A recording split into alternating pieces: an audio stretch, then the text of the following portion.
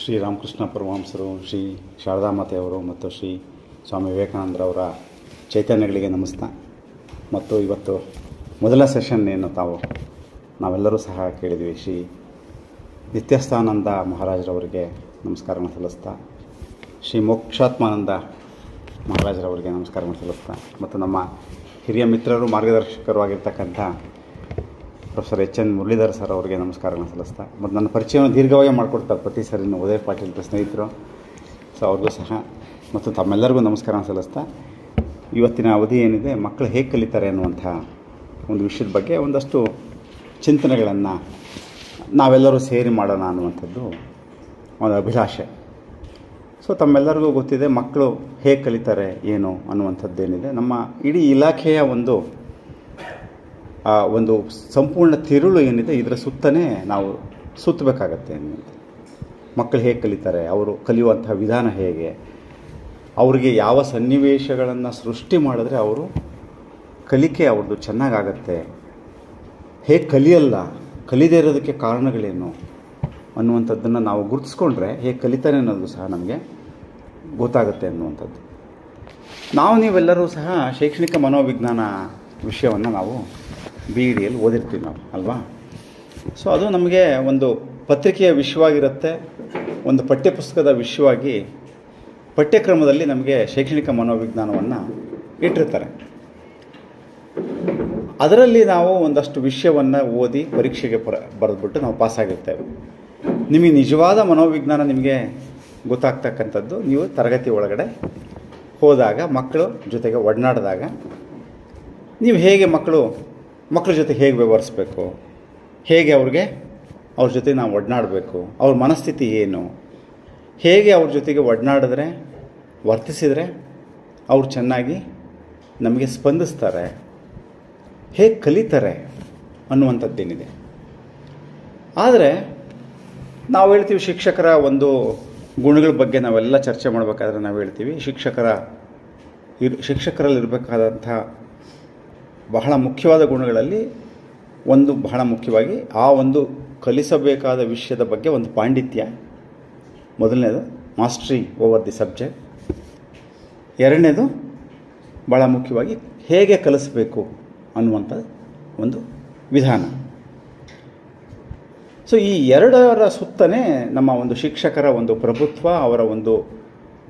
ಶಿಕ್ಷಕರು ಅವರ ಒಂದು ವೃತ್ತಿಯಲ್ಲಿ ಯಶಸ್ಸನ್ನು ಸಾಧಿಸಲಿಕ್ಕೆ ಬೇಕಾಗಿರುವಂಥದ್ದು ಈ ಎರಡು ಗುಣಗಳು.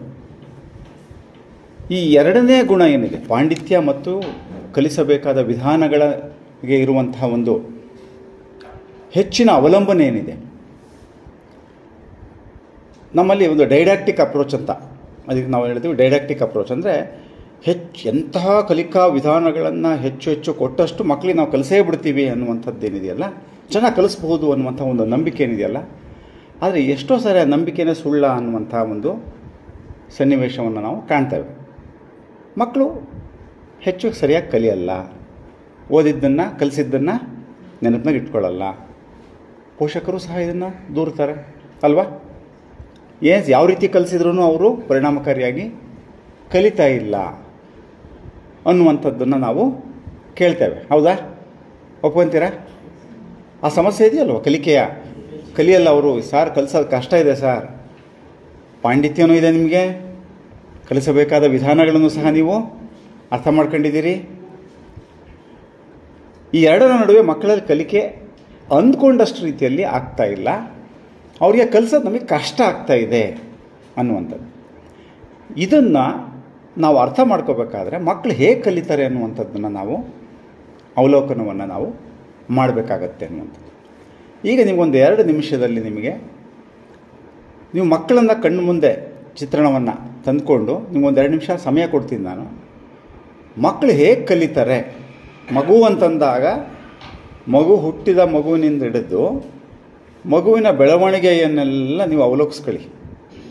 ನೀವು ಮಗುವಾಗಿದ್ದಾಗ ನಿಮಗೆ ನೆನಪಿರಲ್ಲ, ನಿಮ್ಮ ಮಕ್ಕಳು, ನಿಮ್ಮ ಬಂಧುಗಳ ಮಕ್ಕಳು, ಅವರು ಬೆಳವಣಿಗೆ ಆಗ್ತಾ ಹೋದಂತೆ ಮಕ್ಕಳು ಹೇಗೆ ಕಲಿತಾ ಹೋದರು. ಕಲಿಕೆಯ ಒಂದು ವ್ಯಾಖ್ಯಾನವನ್ನು ನಾನು ಕೊಡೋಕ್ಕೋಗಲ್ಲ, ಯಾಕಂದ್ರೆ ನೀವೆಲ್ಲ ಚೆನ್ನಾಗಿ ಕೊಡ್ತೀರಿ ಅದನ್ನು ಅಲ್ವಾ.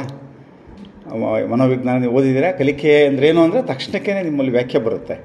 ನಿಮಗೆ ಗೊತ್ತಿದೆ ಕಲಿಕೆ ಅಂದ್ರೇನು, ಅದ್ರ ಬಗ್ಗೆ ನಾನು ಸಮಯವನ್ನು ವಿನಿಯೋಗಿಸ್ಲಿಕ್ಕೆ ಹೋಗಲ್ಲ.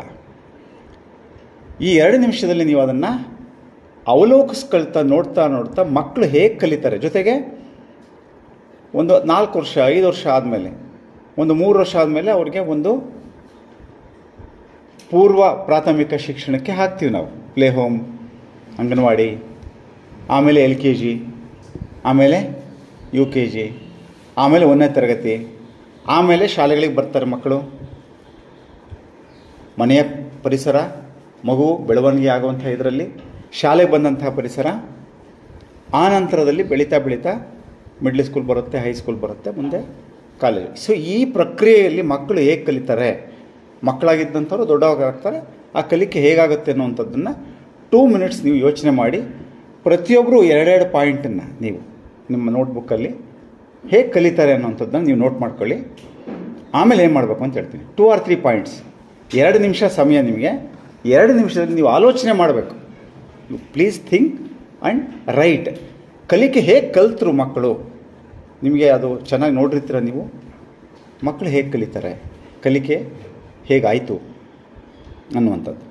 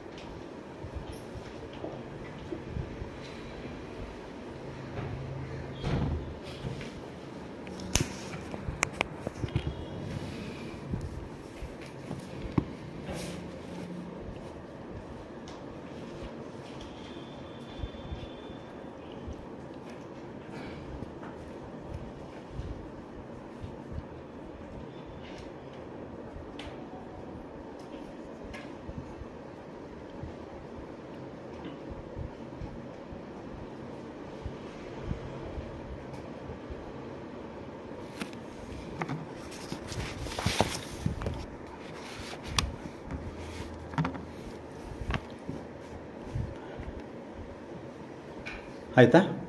ಹಾಂ. ಸೊ ಈಗ ನಿಮ್ಗೆ ಇನ್ನೊಂದು ನಿಮಿಷದಲ್ಲಿ ಪಕ್ಕದವ್ರಿರೋ ಜೊತೆಗೆ ಇಬ್ಬಿಬ್ಬರು ಇರ್ತೀರ ನೀವು ನಿಮ್ಮ ಪಕ್ಕ. ಸೊ ನೀವು ಇಬ್ಬರು ಸೇರಿ 1 ನಿಮಿಷದಲ್ಲಿ ಒಂದು 9ಕ್ಕೆ ಬಂದು ಇಬ್ಬರದು ಚರ್ಚೆ ಮಾಡಿ 1 ಪಾಯಿಂಟು, 1 or 2 ಪಾಯಿಂಟ್ಸ್. ಸೊ ನಾನು ಕೇಳ್ತಾ ಹೋಗ್ತೀನಿ ಇವಾಗ. ಸೊ ಪ್ರತಿಯೊಬ್ಬರಿಗೂ ಅವ್ರೇನು ಬರೆದಿದ್ದಾರೆ, ನೀವೇನು ಬರೆದಿದ್ದೀರಿ, ಜಸ್ಟ್ ಡಿಸ್ಕಸ್.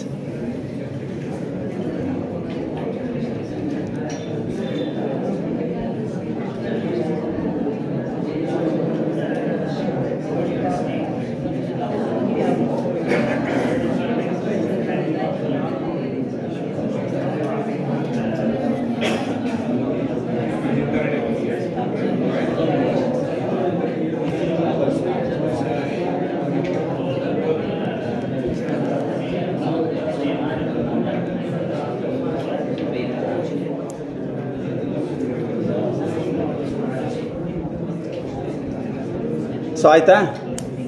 ಸೊ ಈಗ ನೀವು ಪ್ರತಿಯೊಬ್ಬರನ್ನು ಕೇಳ್ತಾ ಹೋಗ್ತೀನಿ, ಇಬ್ಬಿಬ್ಬರದ್ದು ಒಂದು ಟೀಮು. ನೀವು ವಿವರಿಸಬೇಕಾಗಿರೋ ತುಂಬ ದೀರ್ಘ ವಾಕ್ಯಗಳಿಗೆ ವಿವರಣೆ ಮಾಡೋ ಹಾಗಿಲ್ಲ. ಜಸ್ಟ್ ಒಂದು ವಾಕ್ಯದಲ್ಲಿ ಒಂದೊಂದು ಟೀಮ್ಗೆ ಒಂದೇ ವಾಕ್ಯ ಹೇಳ್ತಾ ಹೋಗಿ ಸರ್. ಹಂಗೆ ಕೂತ್ಕೊಂಡು ಹೇಳಿ. ಅಬ್ಸರ್ವೇಷನ್ ಆ್ಯಂಡ್ ಇಮಿಟೇಷನ್ ಅಂತ ಕರೀತಾರೆ. ಓಕೆ, ವೀಕ್ಷಣೆ. ಇಮಿಟೇಷನ್, ಇಮಿಟೇಷನ್ ಹಾಕಿ ಅಂತ ಕನ್ನಡದಲ್ಲಿ ವೀಕ್ಷಣೆ, ಅನುಕರಣೆ ಅಂತ ಕರೀತಾರೆ. ನೆಕ್ಸ್ಟ್ ಹೇಳ್ತಾ ಹೋಗಿ. ನೆಕ್ಸ್ಟ್ ಪ್ರಯತ್ನದಿಂದ ಕಲಿತಾರೆ. ಓಕೆ, ನೆಕ್ಸ್ಟ್ ಹಾಂ ಹೇಳಿ. ಅಲ್ಲ, ಈ ಕಡೆ ಒಂದ್ ಕಡೆಯಿಂದ ಬಂದ್ಬೇಡ. ಆಟಗಳ ಮೂಲಕ ಕಲಿತಾರೆ. ನೆಕ್ಸ್ಟ್ ಪರಿಕಲ್ಪನೆಗಳನ್ನ ಅರ್ಥೈಸ್ಕೊಳ್ತಾರೆ, ಕಾನ್ಸೆಪ್ಟ್ಸ್ನ ಅರ್ಥ ಮಾಡ್ಕೊಳ್ತಾರೆ. ಓಕೆ, ನೆಕ್ಸ್ಟ್ ಹೇಳ್ತಾ ಹೋಗ್ರಿ. ನೆಕ್ಸ್ಟ್ ಪಕ್ಕದಾಗಿರೋ ಹೇಳ್ತಾ ಹೋಗ್ರಿ. ಆಲಿಸುವುದರ ಮೂಲಕ. Okay, so listening. ನೆಕ್ಸ್ಟ್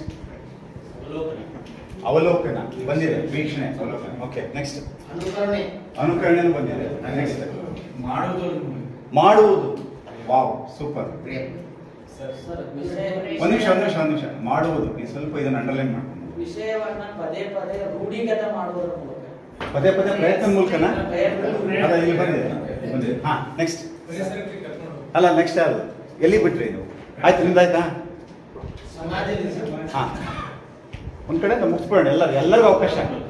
ಹಾ, ಹೇಳಿ. ಅಲ್ಲ, ಹೆಂಗ್ ಕಲಿತಾರೆ? ನೀವು ಕರ್ಕೊಂಡು ಹೋಗೋದ್ರ ಬಗ್ಗೆ ಹೇಳ್ತಿಲ್ಲ ನಾನು. ಮಕ್ಕಳು ಹೇಗ್ ಕಲಿತಾರೆ ಅಂತ ನೀವು ಆಲೋಚನೆ ಮಾಡಿದ್ದೀರಿ, ನೀವು ಹೇಳ್ತಾ ಇದ್ದೀರಿ ಇವಾಗ. ಪರಿಸರದ ಮೂಲಕ ಕಲಿತಾರಲ್ವಾ? ಪರಿಸರದಲ್ಲಿ ವಿವಿಧ ಅನುಭವದ ಮೂಲಕ. ಪರಿಸರಕ್ಕೆ ಮುಖಾಮುಖಿ ಆಗೋದು ಅಂತ ಹೇಳೋಣ ಅಲ್ವಾ? ಹಾ, ಓಕೆ. ಅಥವಾ ಪರಿಸರದೊಂದಿಗೆ ಒಡನಾಡೋದು, ಪರಿಸರಕ್ಕೆ ಮುಖಾಮುಖಿ, ಈ ರೀತಿ ಹೇಳ್ಬೋದು.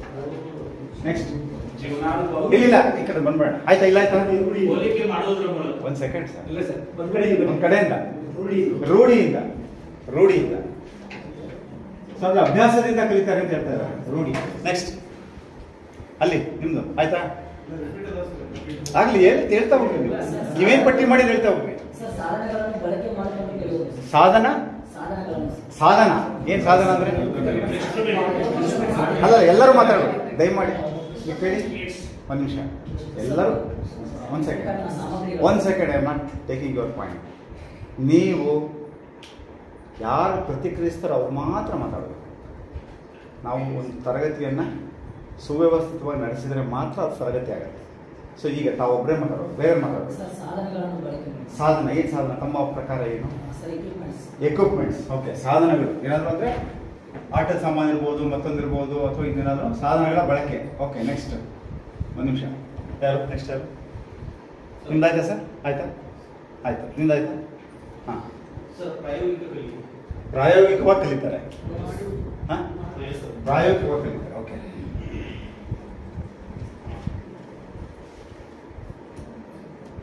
ಈ ಕಡೆ ಇಲ್ಲಿ ಬನ್ನಿ ನೀವು. ಅಲ್ಲ, ನಿಮ್ದು ಹಾಕೋಗಿದೆ ಸಾಕು. ಮುಹೂರ್ತದಿಂದ ಏನಂಗಂದ್ರೆ ಬೇರೆಯವ್ರು ಮಾತಾಡಬೇಡಿ ದಯಮಾಡಿ. ಹಾಂ, ಒಂದು ವಿಷಯ ತಿಳಿದಿರ್ತದೆ, ಅದನ್ನ ಏನ್ ಮಾಡ್ತಾರೆ ಅಲ್ಲ, ಒಂದು ಉದಾಹರಣೆ ಏನಾದ್ರು ಕೊಡಕ್ಕಾಗಲ್ಲ? ಈ ಉದಾಹರಣೆ, ಈಗ ನಾವು ದೇವರು ಅಂತ ಹೆಸರು ಇದನ್ನ ಕೇಳ್ತಾರೆ, ಇದು ಫೋಟೋನ ನೋಡ್ತಾರೆ. ಮೊದಲೇ ದೇವರನ್ನ ಕಲ್ಪನೆ ಮಾಡ್ಕೊಂಡಿರ್ತಾರೆ. ಆ ನಂತರ ನಾವ್ ಏನ್ ಮಾಡ್ತಾರೆ, ದೇವರಂದ್ರೆ ಅವನಂತ ತಿಳ್ಕೊತ ಹೋಗ್ಬೇಕು. ಸ್ಪಷ್ಟತೆ ನನಗಂತೂ ಆಗಲಿಲ್ಲ. ಬೇರೆ ಯಾರು ಆಯ್ತಾ? ಗೊತ್ತಿರುವುದರಿಂದ ಇಲ್ಲ ಮೇಡಮ್ ಹೇಳ. ಗೊತ್ತಿರೋದ್ರಿಂದ ಗೊತ್ತಿರೋದು ಅಂದ್ರೆ ಮುಹೂರ್ತದಿಂದ ಅಮೂರ್ತ ಅಂದ್ರೆ ಅಮೂರ್ತದಿಂದ ಮೂರ್ತಕ್ಕೆ. ಅಲ್ಲ, ಕ್ಲಾರಿಟಿ ಬರಲಿಲ್ಲ. ಇಲ್ಲ, ಒಂದ್ ನಿಮಿಷ. ನಾವೇನ್ ಗೊತ್ತಾ, ಒಂದ್ ನಿಮಿಷ ನೋಡಿ. ಪ್ರತಿಯೊಬ್ಬರಿಗೂ ಅಷ್ಟು ಸ್ಪೀಕ್ ಇರುತ್ತೆ. ನಾನು ಪ್ರತಿ ಕಡೆ ಹೇಳ್ತೀನಿ. ನಾನು ತಾವೇನಾದ್ರೂ ಈ ತರಗತಿ ಎಲ್ಲ ನಾವು ಮಾತಾಡ್ಕೊಂಡೇ ತರಗತಿ ಮಾಡೋಣ. ನಿಮಗೆ ಮಾತಾಡ್ಬೇಕು ಅನ್ಸ ಕೈ ಎತ್ತಬೇಕು. ತಕ್ಷಣಕ್ಕೆ ನೀವು ಪ್ರತಿಕ್ರಿಯೆ ಮಾಡಬಾರ್ದು. ಸ್ವಲ್ಪ ಕಂಟ್ರೋಲಿಂಗ್ ಅವರ್ ಎಕ್ಸ್ಪ್ರೆಷನ್ ಏನಿದೆ ತಕ್ಷಣಕ್ಕೆ ಹೇಳ್ಬೇಕಾಗಿರೋಂಥದ್ದು. ನಮ್ಮಲ್ಲಿ ಈ ಡಿಸಿಪ್ಲಿನ್ ನಮ್ಗೆ ಎಷ್ಟುಗಳಿಗೆ ಕಮ್ಮಿ, ನಮಗೆ ನಾನು ಸೇರ್ಕೊಂಡು. ಯಾಕಂದ್ರೆ ನಾವೆಲ್ಲ ಚೆನ್ನಾಗಿ ಮಾತಾಡ್ತೀವಿ ನಾವು. ಸೊ ಯಾವಾಗ ನಮ್ಮ ಮನಸ್ಸಿನೊಳಗೆ ನಾವು ಹೇಳಬೇಕು ಅಂತ ಬರುತ್ತೋ ಅದನ್ನು ನಾನು ನಿಗ್ರಹ ಮಾಡ್ಕೊಂಡ್ರೆ ಆ ನಿಗ್ರಹದ ಶಕ್ತಿ ನನಗಿದೆ ಅಂತ ಅವಾಗ ನೀವು ಯೋಚನೆ ಮಾಡಿ ಮಾತಾಡ್ತೀರಿ. ನೀವು ಅದರ್ವೈಸ್ ತಕ್ಷಣಕ್ಕೆ ನಾವು ಬಂದಿದ್ದೆಲ್ಲ ಮನಸ್ಸಿಗೆ ಬಂದಿದ್ದೆಲ್ಲ ಹೇಳಕ್ಷ ಮಾಡ್ತೀವಿ. ದಯಮಾಡಿ ನೀವು ನಿಮ್ಗೆ ಹೇಳ್ಬೇಕು ಅನ್ಸುತ್ತಾ ಕೈ ಎತ್ತಿ, ಅವಾಗ ನಾನು ಕೇಳಿ. ಓಕೆ, ಅಂದ್ರೆ ಮುಹೂರ್ತದಿಂದ ಅಮೂರ್ತದ ಕಡೆಗೆ ಅಂದ್ರೆ ಒಂದು ಮಗುವಿಗೆ ಒಂದು ವಿಷಯ ತಿಳಿದಿದೆ. ಈ ಉದಾಹರಣೆ ಏನು ಅಂತಂದ್ರೆ, ಅನ್ನ ಊಟ ಮಾಡ್ತಾ ಇದೆ ಅಂತ ಹೇಳಿ ನಾವು ಅನ್ನದ ಬಗ್ಗೆ ಹೇಳ್ಬೇಕಾದ್ರೆ ಮೊದಲ ಅಕ್ಕಿದ ಬಗ್ಗೆ ಪ್ರಶ್ನೆ ಅರ್ಥ ಮಾಡ್ಕೊಳ್ಳಿ. ಮಕ್ಕಳು ಹೇಗೆ ಕಲಿತಾರೆ ಪ್ರಶ್ನೆ, ಆ ಕಲಿಯುವಂತಹ ಪ್ರೋಸೆಸ್ ಅದ್ರ ಬಗ್ಗೆ ಪ್ರಶ್ನೆ ಮಾಡಿ.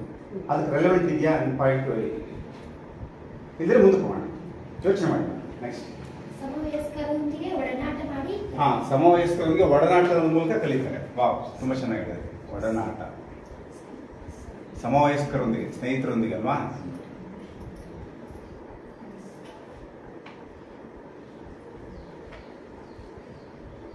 ನೆಕ್ಸ್ಟ್, ಭಾಷಾ ಕೌಶಲ್ಯಗಳ ಮೂಲಕ ಕಲಿಯುತ್ತಾರೆ. ಭಾಷಾ ಕೌಶಲ್ಯಗಳ ಮೂಲಕ ಕಲಿತಾರೆ. ಹೆಂಗದು? Listening, speaking, reading and writing. Okay, ಭಾಷಾ ಕೌಶಲ್ಯಗಳನ್ನ ಬಳಸ್ಕೊಂಡು ಕಲಿತಾರೆ. ಇರಲಿ. ಓಕೆ, ಲ್ಯಾಂಗ್ವೇಜ್ ಸ್ಕಿಲ್ಸ್ ಮೂಲಕ ಕಲಿತಾರೆ. ನೆಕ್ಸ್ಟ್ ಆಸಕ್ತಿಯ ಮೂಲಕ ಆಸಕ್ತಿಯ ಮೂಲಕ ಕಲಿತಾರೆ. ಓಕೆ, ನೆಕ್ಸ್ಟ್ ಪ್ರಶ್ನೆ ಕೇಳೋದು, ಪ್ರಶ್ನಿಸುವ ಮೂಲಕ, ಕ್ವಶನಿಂಗ್ ಅಲ್ವಾ? ಪ್ರಶ್ನೆಯನ್ನ ಕೇಳೋದ್ರ ಮೂಲಕ ಅಥವಾ ಪ್ರಶ್ನಿಸುವುದರ ಮೂಲಕ ಪ್ರಶ್ನೆ ಉತ್ತರ ಪಡಿತಾ ಆಲೋಚನೆ ಮಾಡ್ತಾ ಕಲಿತಾರೆ. ನೆಕ್ಸ್ಟ್ ಅನ್ನೊಂದರೊಂದಿಗೆ ಚರ್ಚೆಯನ್ನು ಮಾಡಿ ಕಲಿತಾರೆ. ಬೇರೆಯವ್ರ ಜೊತೆಗೆ ಚರ್ಚೆ, ಚರ್ಚೆ ಅದು ಒಂದು ಪ್ರಶ್ನೆ ಹಾಕೋಣ. ಚರ್ಚೆ ಮೂಲಕ ಕಲಿತಾರೆ. ನೆಕ್ಸ್ಟ್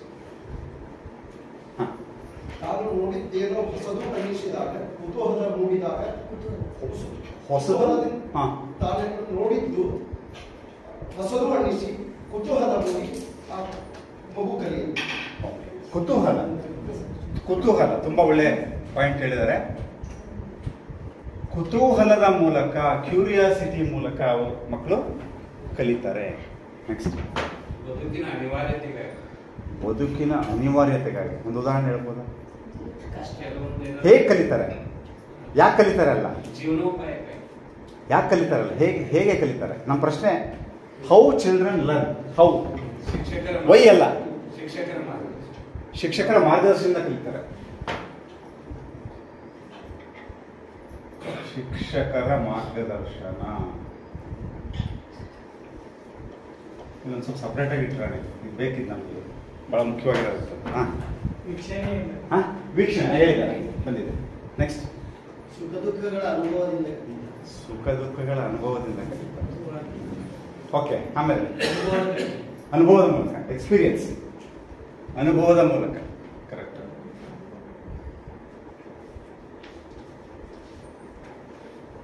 ಓಕೆ, ತುಂಬ ಒಳ್ಳೊಳ್ಳೆ ಪಾಯಿಂಟ್ಸ್ ಹೇಳಿದ್ರೆ ನೀವು ನೋಡಿ. ಹೇಳಿದ್ರೆ ವೀಕ್ಷಣೆ, ಅನುಕರಣೆ, ಪ್ರಯತ್ನ, ಆಟ, ಪರಿಕಲ್ಪನೆ ಅರ್ಥೈಸ್ಕೊಳ್ತಕ್ಕಂಥದ್ದು, ಮಾಡುವುದರ ಮೂಲಕ ಕಲಿಯುವಂಥದ್ದು ತುಂಬ ಚೆನ್ನಾಗಿ ಹೇಳಿದ್ರಿ. ಆಮೇಲೆ ಅನುಭವದ ಮೂಲಕ, ಸಮವಯಸ್ಕರೊಂದಿಗೆ ಒಡನಾಟದ ಮೂಲಕ, ಕುತೂಹಲದ ಮೂಲಕ ಮಕ್ಕಳು ಕಲಿಯುವಂಥ ವಿಧಾನ, ಪ್ರಶ್ನಿಸುವುದರ ಮೂಲಕ, ಚರ್ಚೆಯ ಮೂಲಕ. ನಾನೇನು ಹೇಳ್ತೀನಿ, ತಕ್ಷಣಕ್ಕೆ ಮಾತಾಡಂಗಿಲ್ಲ, ಕೈ ಎತ್ತಿ ಮಾತಾಡಬೇಕು, ನನ್ನ ಅನುಮತಿ ತಗೊಂಡು ಮಾತಾಡಬೇಕು. ಎಲ್ಲರೂ ಮಾತಾಡೋಕೆ ಶುರು ಮಾಡ್ಬಿಡ್ತೀರಿ. ಎಲ್ಲರೂ ನೀವು ಯಾವಾಗ ಬೇಕಾದರೂ ನನ್ನ ಇಡೀ ಕ್ಲಾಸ್ನ ಬೇಕಾದ್ರೆ ಚರ್ಚೆ ಮಾಡ್ತಾನೆ ಮಾಡೋಣ, ತಕ್ಷಣಕ್ಕೆ ಮಾತಾಡ್ಬೇಡ್ರಿ, ಹಿಂಗನ್ರಿ ಅವಕಾಶ. ಅವಾಗ ಬೇರೆಯವ್ರಿಗೂ ಗೊತ್ತಾಗತ್ತೆ ನೀವು ಮಾತಾಡ್ತೀರ. ಕಂಟ್ರೋಲ್. ಸೊ ಈಗ ನೀವು ಯೋಚನೆ ಮಾಡಿ, ಈಗ ಇನ್ನೊಂದು ಒಂದು 30 ಸೆಕೆಂಡಲ್ಲಿ ಯೋಚನೆ ಮಾಡಿ. ನೀವು 30 ಸೆಕೆಂಡ್ಸ್ ಟೈಮ್ ನಿಮಗೆ. ಹೇಗೆ ಕಲಿತಾರೆ ಅಂತ ಒಂದಷ್ಟು ಚೆನ್ನಾಗಿ ಹೇಳಿದ್ದೀನಿ ನೀವು. ನಾವು ಕಲಿಸುವ ವಿಧಾನ ಶಾಲೆಯಲ್ಲಿ ಇವುಗಳಲ್ಲಿ ಯಾವುದನ್ನು ಒಳಗೊಂಡಿದೆ, ಎಷ್ಟು ಪ್ರಮಾಣದಲ್ಲಿ ಮಕ್ಕಳು ಕಲಿಯೋದು, ಹೇಗೆ ಕಲಿತಾರೆ ಅಂತ ನೀವು ಚೆನ್ನಾಗಿ ಹೇಳಿದ್ರಿ. ನಾನು ಮತ್ತೆ ಅದಕ್ಕೆ ಟಾಪಿಕ್ಕಿಗೆ ಬರ್ತೀನಿ ನಾನು. ಈಗ ತಕ್ಷಣಕ್ಕೆ ನಿಮಗೆ ಇವುಗಳಲ್ಲಿ ಮಕ್ಕಳು ಹೇಗೆ ಕಲಿಯುವ ವಿಧಾನದಲ್ಲಿ ಕಲಿಸ್ಲಿಕ್ಕೆ ಬೇಕಾದ ರೀತಿಯನ್ನು ನಾವು ನಮ್ಮ ಶಾಲೆಯಲ್ಲಿ ಶಿಕ್ಷಕರಾಗಿ ನಾವು ಯಾವುದನ್ನು ಬಳಸ್ತಾ ಇದ್ದೀವಿ ನಾವು ಕೇಳಿ ಕೈ ಎತ್ತಿ ಹೇಳ್ಬೇಕು. ತಕ್ಷಣಕ್ಕೆ ಹೇಳಿ ಸರ್. ಗಣಿತ ವಿಷಯದಲ್ಲಿ ಮಾಡಿ ಕಲಿಯೋದು ಅಲ್ಲ, ನನ್ನ ಪ್ರಶ್ನೆ ಅರ್ಥ ಮಾಡ್ಬೇಕು. ಥಿಯರಿ ಬೇಡ ನನಗೆ, ಹೆಂಗೆ ಮಾಡಬೇಕು ಅಂತಲ್ಲ. ನಿಮ್ಮ ಕ್ಲಾಸ್ ಒಳಗೆ ನೀವು ಹೋಗಿ ಟೀಚಿಂಗ್ ಮಾಡ್ತಾ ಇದ್ದೀರಿ, ಇವಾಗ ಪ್ರತಿ ದಿವಸ ಪಾಠ ಮಾಡ್ತೀರಲ್ವ ನೀವು. ಇವುಗಳಲ್ಲಿ ಯಾವುದನ್ನು ನಾವು ಮಾಡ್ತಾ ಇದ್ದೀವೋ ಇಲ್ವೋ ಒಬ್ಬೊಬ್ಬರೇ ಕೈ ಮೇಡಮ್ ನೀವು ಕೂತ್ಕೊಳ್ಳಿ. ಚುಟ್ಕಾಗಿ ಹೇಳ್ಬೇಕು. ಆಲಿಸುವುದು. ಯಾರು ಆಲಿಸೋದು? ಮಕ್ಕಳು ಆಲಿಸ್ತಾರ? ಹೆಂಗೆ ಗೊತ್ತಾಗುತ್ತೆ ನಿಮ್ಗೆ ಆಲಿಸ್ತಾರೆ ಅಂತ? ಏನೋ ಯೋಚನೆ ಮಾಡ್ತಿರ್ತಾರೆ. ಆಯ್ತು, ಅನುಕರಣೆಯಿಂದ ನಾವು ಮಾದರಿ ಓದಿದಾಗ ಅದನ್ನ ಅವರು ಅನುಕರಿಸಿ ಓದಲು ಕಲಿಯುತ್ತಾರೆ. ಆಯ್ತು. ಪ್ರಾಯೋಗಿಕವಾಗಿ ಮಾಡಿದಾಗ ಕುತೂಹಲಕಾರಿಯಾಗಿ ಮಾಡ್ತಿದೀವಾ? ಪ್ರಾಯೋಗಿಕವಾಗಿ ಪ್ರಶ್ನೆ ಕೇಳ್ಕೋಬೇಕು ನೀವು. ಏನು ಗೊತ್ತಾ, ನೀವು ಕ್ರಿಟಿಕಲ್ ಆಗಿ ನೀವು ಅನಲೈಸ್ ಮಾಡಿ, ಕ್ರಿಟಿಕಲ್ ವಿಮರ್ಶಾತ್ಮಕವಾಗಿ ನಮ್ಮ ತರಗತಿಯ ಸನ್ನಿವೇಶವನ್ನು ನೀವು ಹೋಗಿ ನೀವು ಅರ್ಥ ಮಾಡ್ಕೋಬೇಕು. ನಾವು ಮಾಡ್ತಿದೀವಾ? ಕುತೂಹಲ ಕೇಳಿಸ್ತಾ ಇದ್ದೀವಾ? ಪ್ರಶ್ನೆ ಮಾಡಲಿಕ್ಕೆ ಯಾರು ಕೈ ಎತ್ತಿದ್ರೆ ಅವ್ರು ಮುಗಿಸ್ಕೊಳ್ಳೋಣ. ನಾವು ಹೊಸದ ಕೈ ಎತ್ತಂಗಿಲ್ಲ. ಮಾಡ್ತಾ ಇದ್ರಾ? ಓಕೆ. ಎಷ್ಟು ಮಾಡ್ತಿದೀವಿ ಅಂತ ಹೇಳ್ರಿ ನೀವು. ಅಲ್ಲ ಇವಾಗ ಈ ತರಗತಿಯಲ್ಲಿ ನಾನು ಒಂದು 20 ನಿಮಿಷದ ಶುರು ಆಯ್ತು ನಾನು ಮಾಡೋಕ್ಕೆ ಶುರು ಮಾಡಿ. ಎಷ್ಟು ಪ್ರಶ್ನೆಗಳನ್ನ ನಾನು ತೊಗೊಂಡೆ. ನಿಮ್ಮಲ್ಲಿ ಎಷ್ಟು ಪ್ರಶ್ನೆಗಳನ್ನ ತೊಗೊತೀರಾ? ನೀವು ಚರ್ಚೆ ಮಾಡ್ತೀರಾ? ಪ್ರಶ್ನೆ ಮಾಡ್ಕೊಳ್ಳಿ, ನನಗೆ ಉತ್ತರ ಕೊಡೋದು ಬೇಡ. ಇಂಟ್ರಾಸ್ಪೆಕ್ಷನ್ ಹೋಗಿ ನಿಮ್ಮ ಕ್ಲಾಸ್ಗೆ ಹೋಗಿ ನೀವು ಪಾಠ ಮಾಡೋದೆಲ್ಲ ಅವಲೋಕನ ಮಾಡ್ಕೊಳ್ಳಿ, ಅವಲೋಕನ. ಎಷ್ಟು ಮಾಡ್ತೀನಿ ನೀವು ಮಾಡ್ತಾ ಇದ್ರೆ ವೆಲ್ ಅನ್ಬೋದು, ಮಾಡಲಿಲ್ಲ ಅಂದರೆ ನಾವು ಮಾಡಬೇಕಂತ ಯೋಚನೆ ಮಾಡಿ. ಇನ್ಯಾರು ಕೈ ಎತ್ತಿದ್ರು? ಹಾಂ, ಮಾರ್ಗದರ್ಶನದಿಂದ ಮಾರ್ಗದರ್ಶನ. ಹಾಂ, ಇದೊಂದು ಇದು ಆಮೇಲೆ ಹೇಳ್ತೀನಿ ನಾನು ಇದನ್ನು. ಇದು ಬೇಕೋ ಬೇಡ ಅಂದಾಗ. ಹಾಂ, ಸರ್ ನಾವು ಹೇಳೋ ಪಾಠವನ್ನು ರಿಯಲ್ ಲೈಫಲ್ಲಿ ಎಕ್ಸಾಂಪಲ್ ತಗೊಂಡು ಕಂಪ್ಯಾರಿಸನ್ ಮಾಡಿ ನಮ್ಮಲ್ಲಿ ಹೇಗಿದೆ ಬೇರೆ ಕಡೆ ಹೇಗಿತ್ತು ಅನ್ನೋದನ್ನು ಚರ್ಚೆ ಮುಖಾಂತರ ಸ್ಟಾರ್ಟ್ ತುಂಬ ದೀರ್ಘವಾಗಿ ಹೇಳ್ತೀನಿ. ನಾನು ಹೇಳ್ತಿರೋದು ಇವುಗಳಲ್ಲಿ ಇರೋಂಥದ್ರಲ್ಲಿ ಪ್ರಮುಖವಾಗಿರೋಂಥದ್ದು ಸೋಷಿಯಲಿಸಮ್ ಇನ್ ಯುರೋಪ್ ಅಂತ ಒಂದು ಲೆಸನ್ ಮಾಡ್ತಾರೆ ಸರ್. ಅಲ್ಲಿ ಸೊಸೈಟಿಯಲ್ಲಿ ಡಿವಿಷನ್ಸ್ ಅನ್ನು ನೋಡ್ತೀವಿ.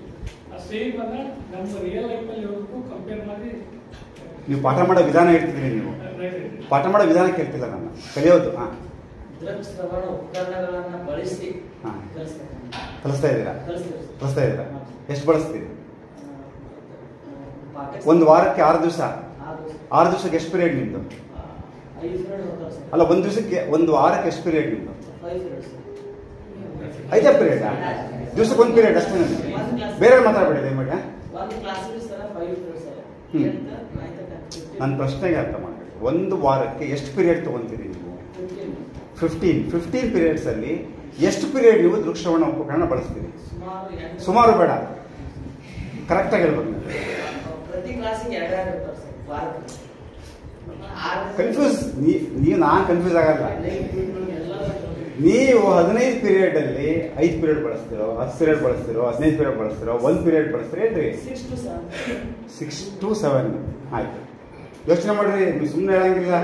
ಅಲ್ಲಲ್ಲ, ನಾವೇನು ಬಂದು ನೋಡಲ್ಲ, ಸ್ವಾವಲೋಕನ ಅಷ್ಟೇನೆ. ಹಾಂ, ನೆಕ್ಸ್ಟ್ ಯಾರು ಕೈ ಮುಗಿಸ್ಬಿಡೋಣ. ಹಾಂ, ಚರ್ಚೆಗಳ ಮೂಲಕ ನೀವು ಮಾಡ್ತಾ ಇದ್ದೀವಿ. ಓಕೆ, ಸೊ ಆಯಿತು. ಸೊ ಇದು ನೋಡ್ರಿ, ನಮ್ಮ ಮಕ್ಕಳು ಹೇಗೆ ಕಲಿತಾರೆ ಅನ್ನುವಂಥದ್ದು ಇದೆಯಲ್ಲ, ತುಂಬ ಮುಖ್ಯವಾಗಿ ಇಲ್ಲಿ ನೋಡಿ. ಇದು ಯಾರೋ ಹೇಳಿದ್ರು ಮಾಡುವುದು ಅಂತ. ಮಕ್ಕಳು ಕಲಿಯುವಂಥದ್ದು ಏನಿದೆಯಲ್ಲ, ಹೇಗೆ ಕಲಿತಾರೆ ಅನ್ನುವಂಥದ್ದು ಇದೆಯಲ್ಲ, they will not learn the things, they do the things. First ಮಾಡ್ತಾರೆ, ಆಮೇಲೆ ಕಲಿತಾರೆ ಅಂತ. ಸೊ ಇದಕ್ಕೆ ಜಾನ್ ಹಾಲ್ಟ್ ಅವ್ರದ್ದು ಒಂದು ಪುಸ್ತಕ ಇದೆ, ಹೌ ಚಿಲ್ಡ್ರನ್ ಲರ್ನ್. ಇದೇ ಹೆಸರಿದ್ದೇ ಪುಸ್ತಕ. ಆ ಪುಸ್ತಕ ಏನು ತುಂಬ ವಿಶೇಷವಾಗಿಲ್ಲ. ಅದು ಯಾಕೆ ವಿಶೇಷ? ಜಾನ್ ಹಾಲ್ಟ್ ಅಂತ ಅವರು ಹೌ ಚಿಲ್ಡ್ರನ್ ಲರ್ನ್ ಅನ್ನೋಂಥ ಪುಸ್ತಕನೇ ಇದೆ. ಆ ಪುಸ್ತಕ ಯಾಕೆ ಪ್ರಾಮುಖ್ಯತೆ ಅಂತ ಹೇಳಿದ್ರೆ, ಆ ಪುಸ್ತಕವನ್ನು ಬರೆದಿರುವಂತಹ ಒಂದು ವಿಧಾನದ ಒಂದು ಕಾರಣದಿಂದ ಅದು ಪುಸ್ತಕ ಮಹತ್ವ ಪಡ್ಕೊಂಡಿದೆ.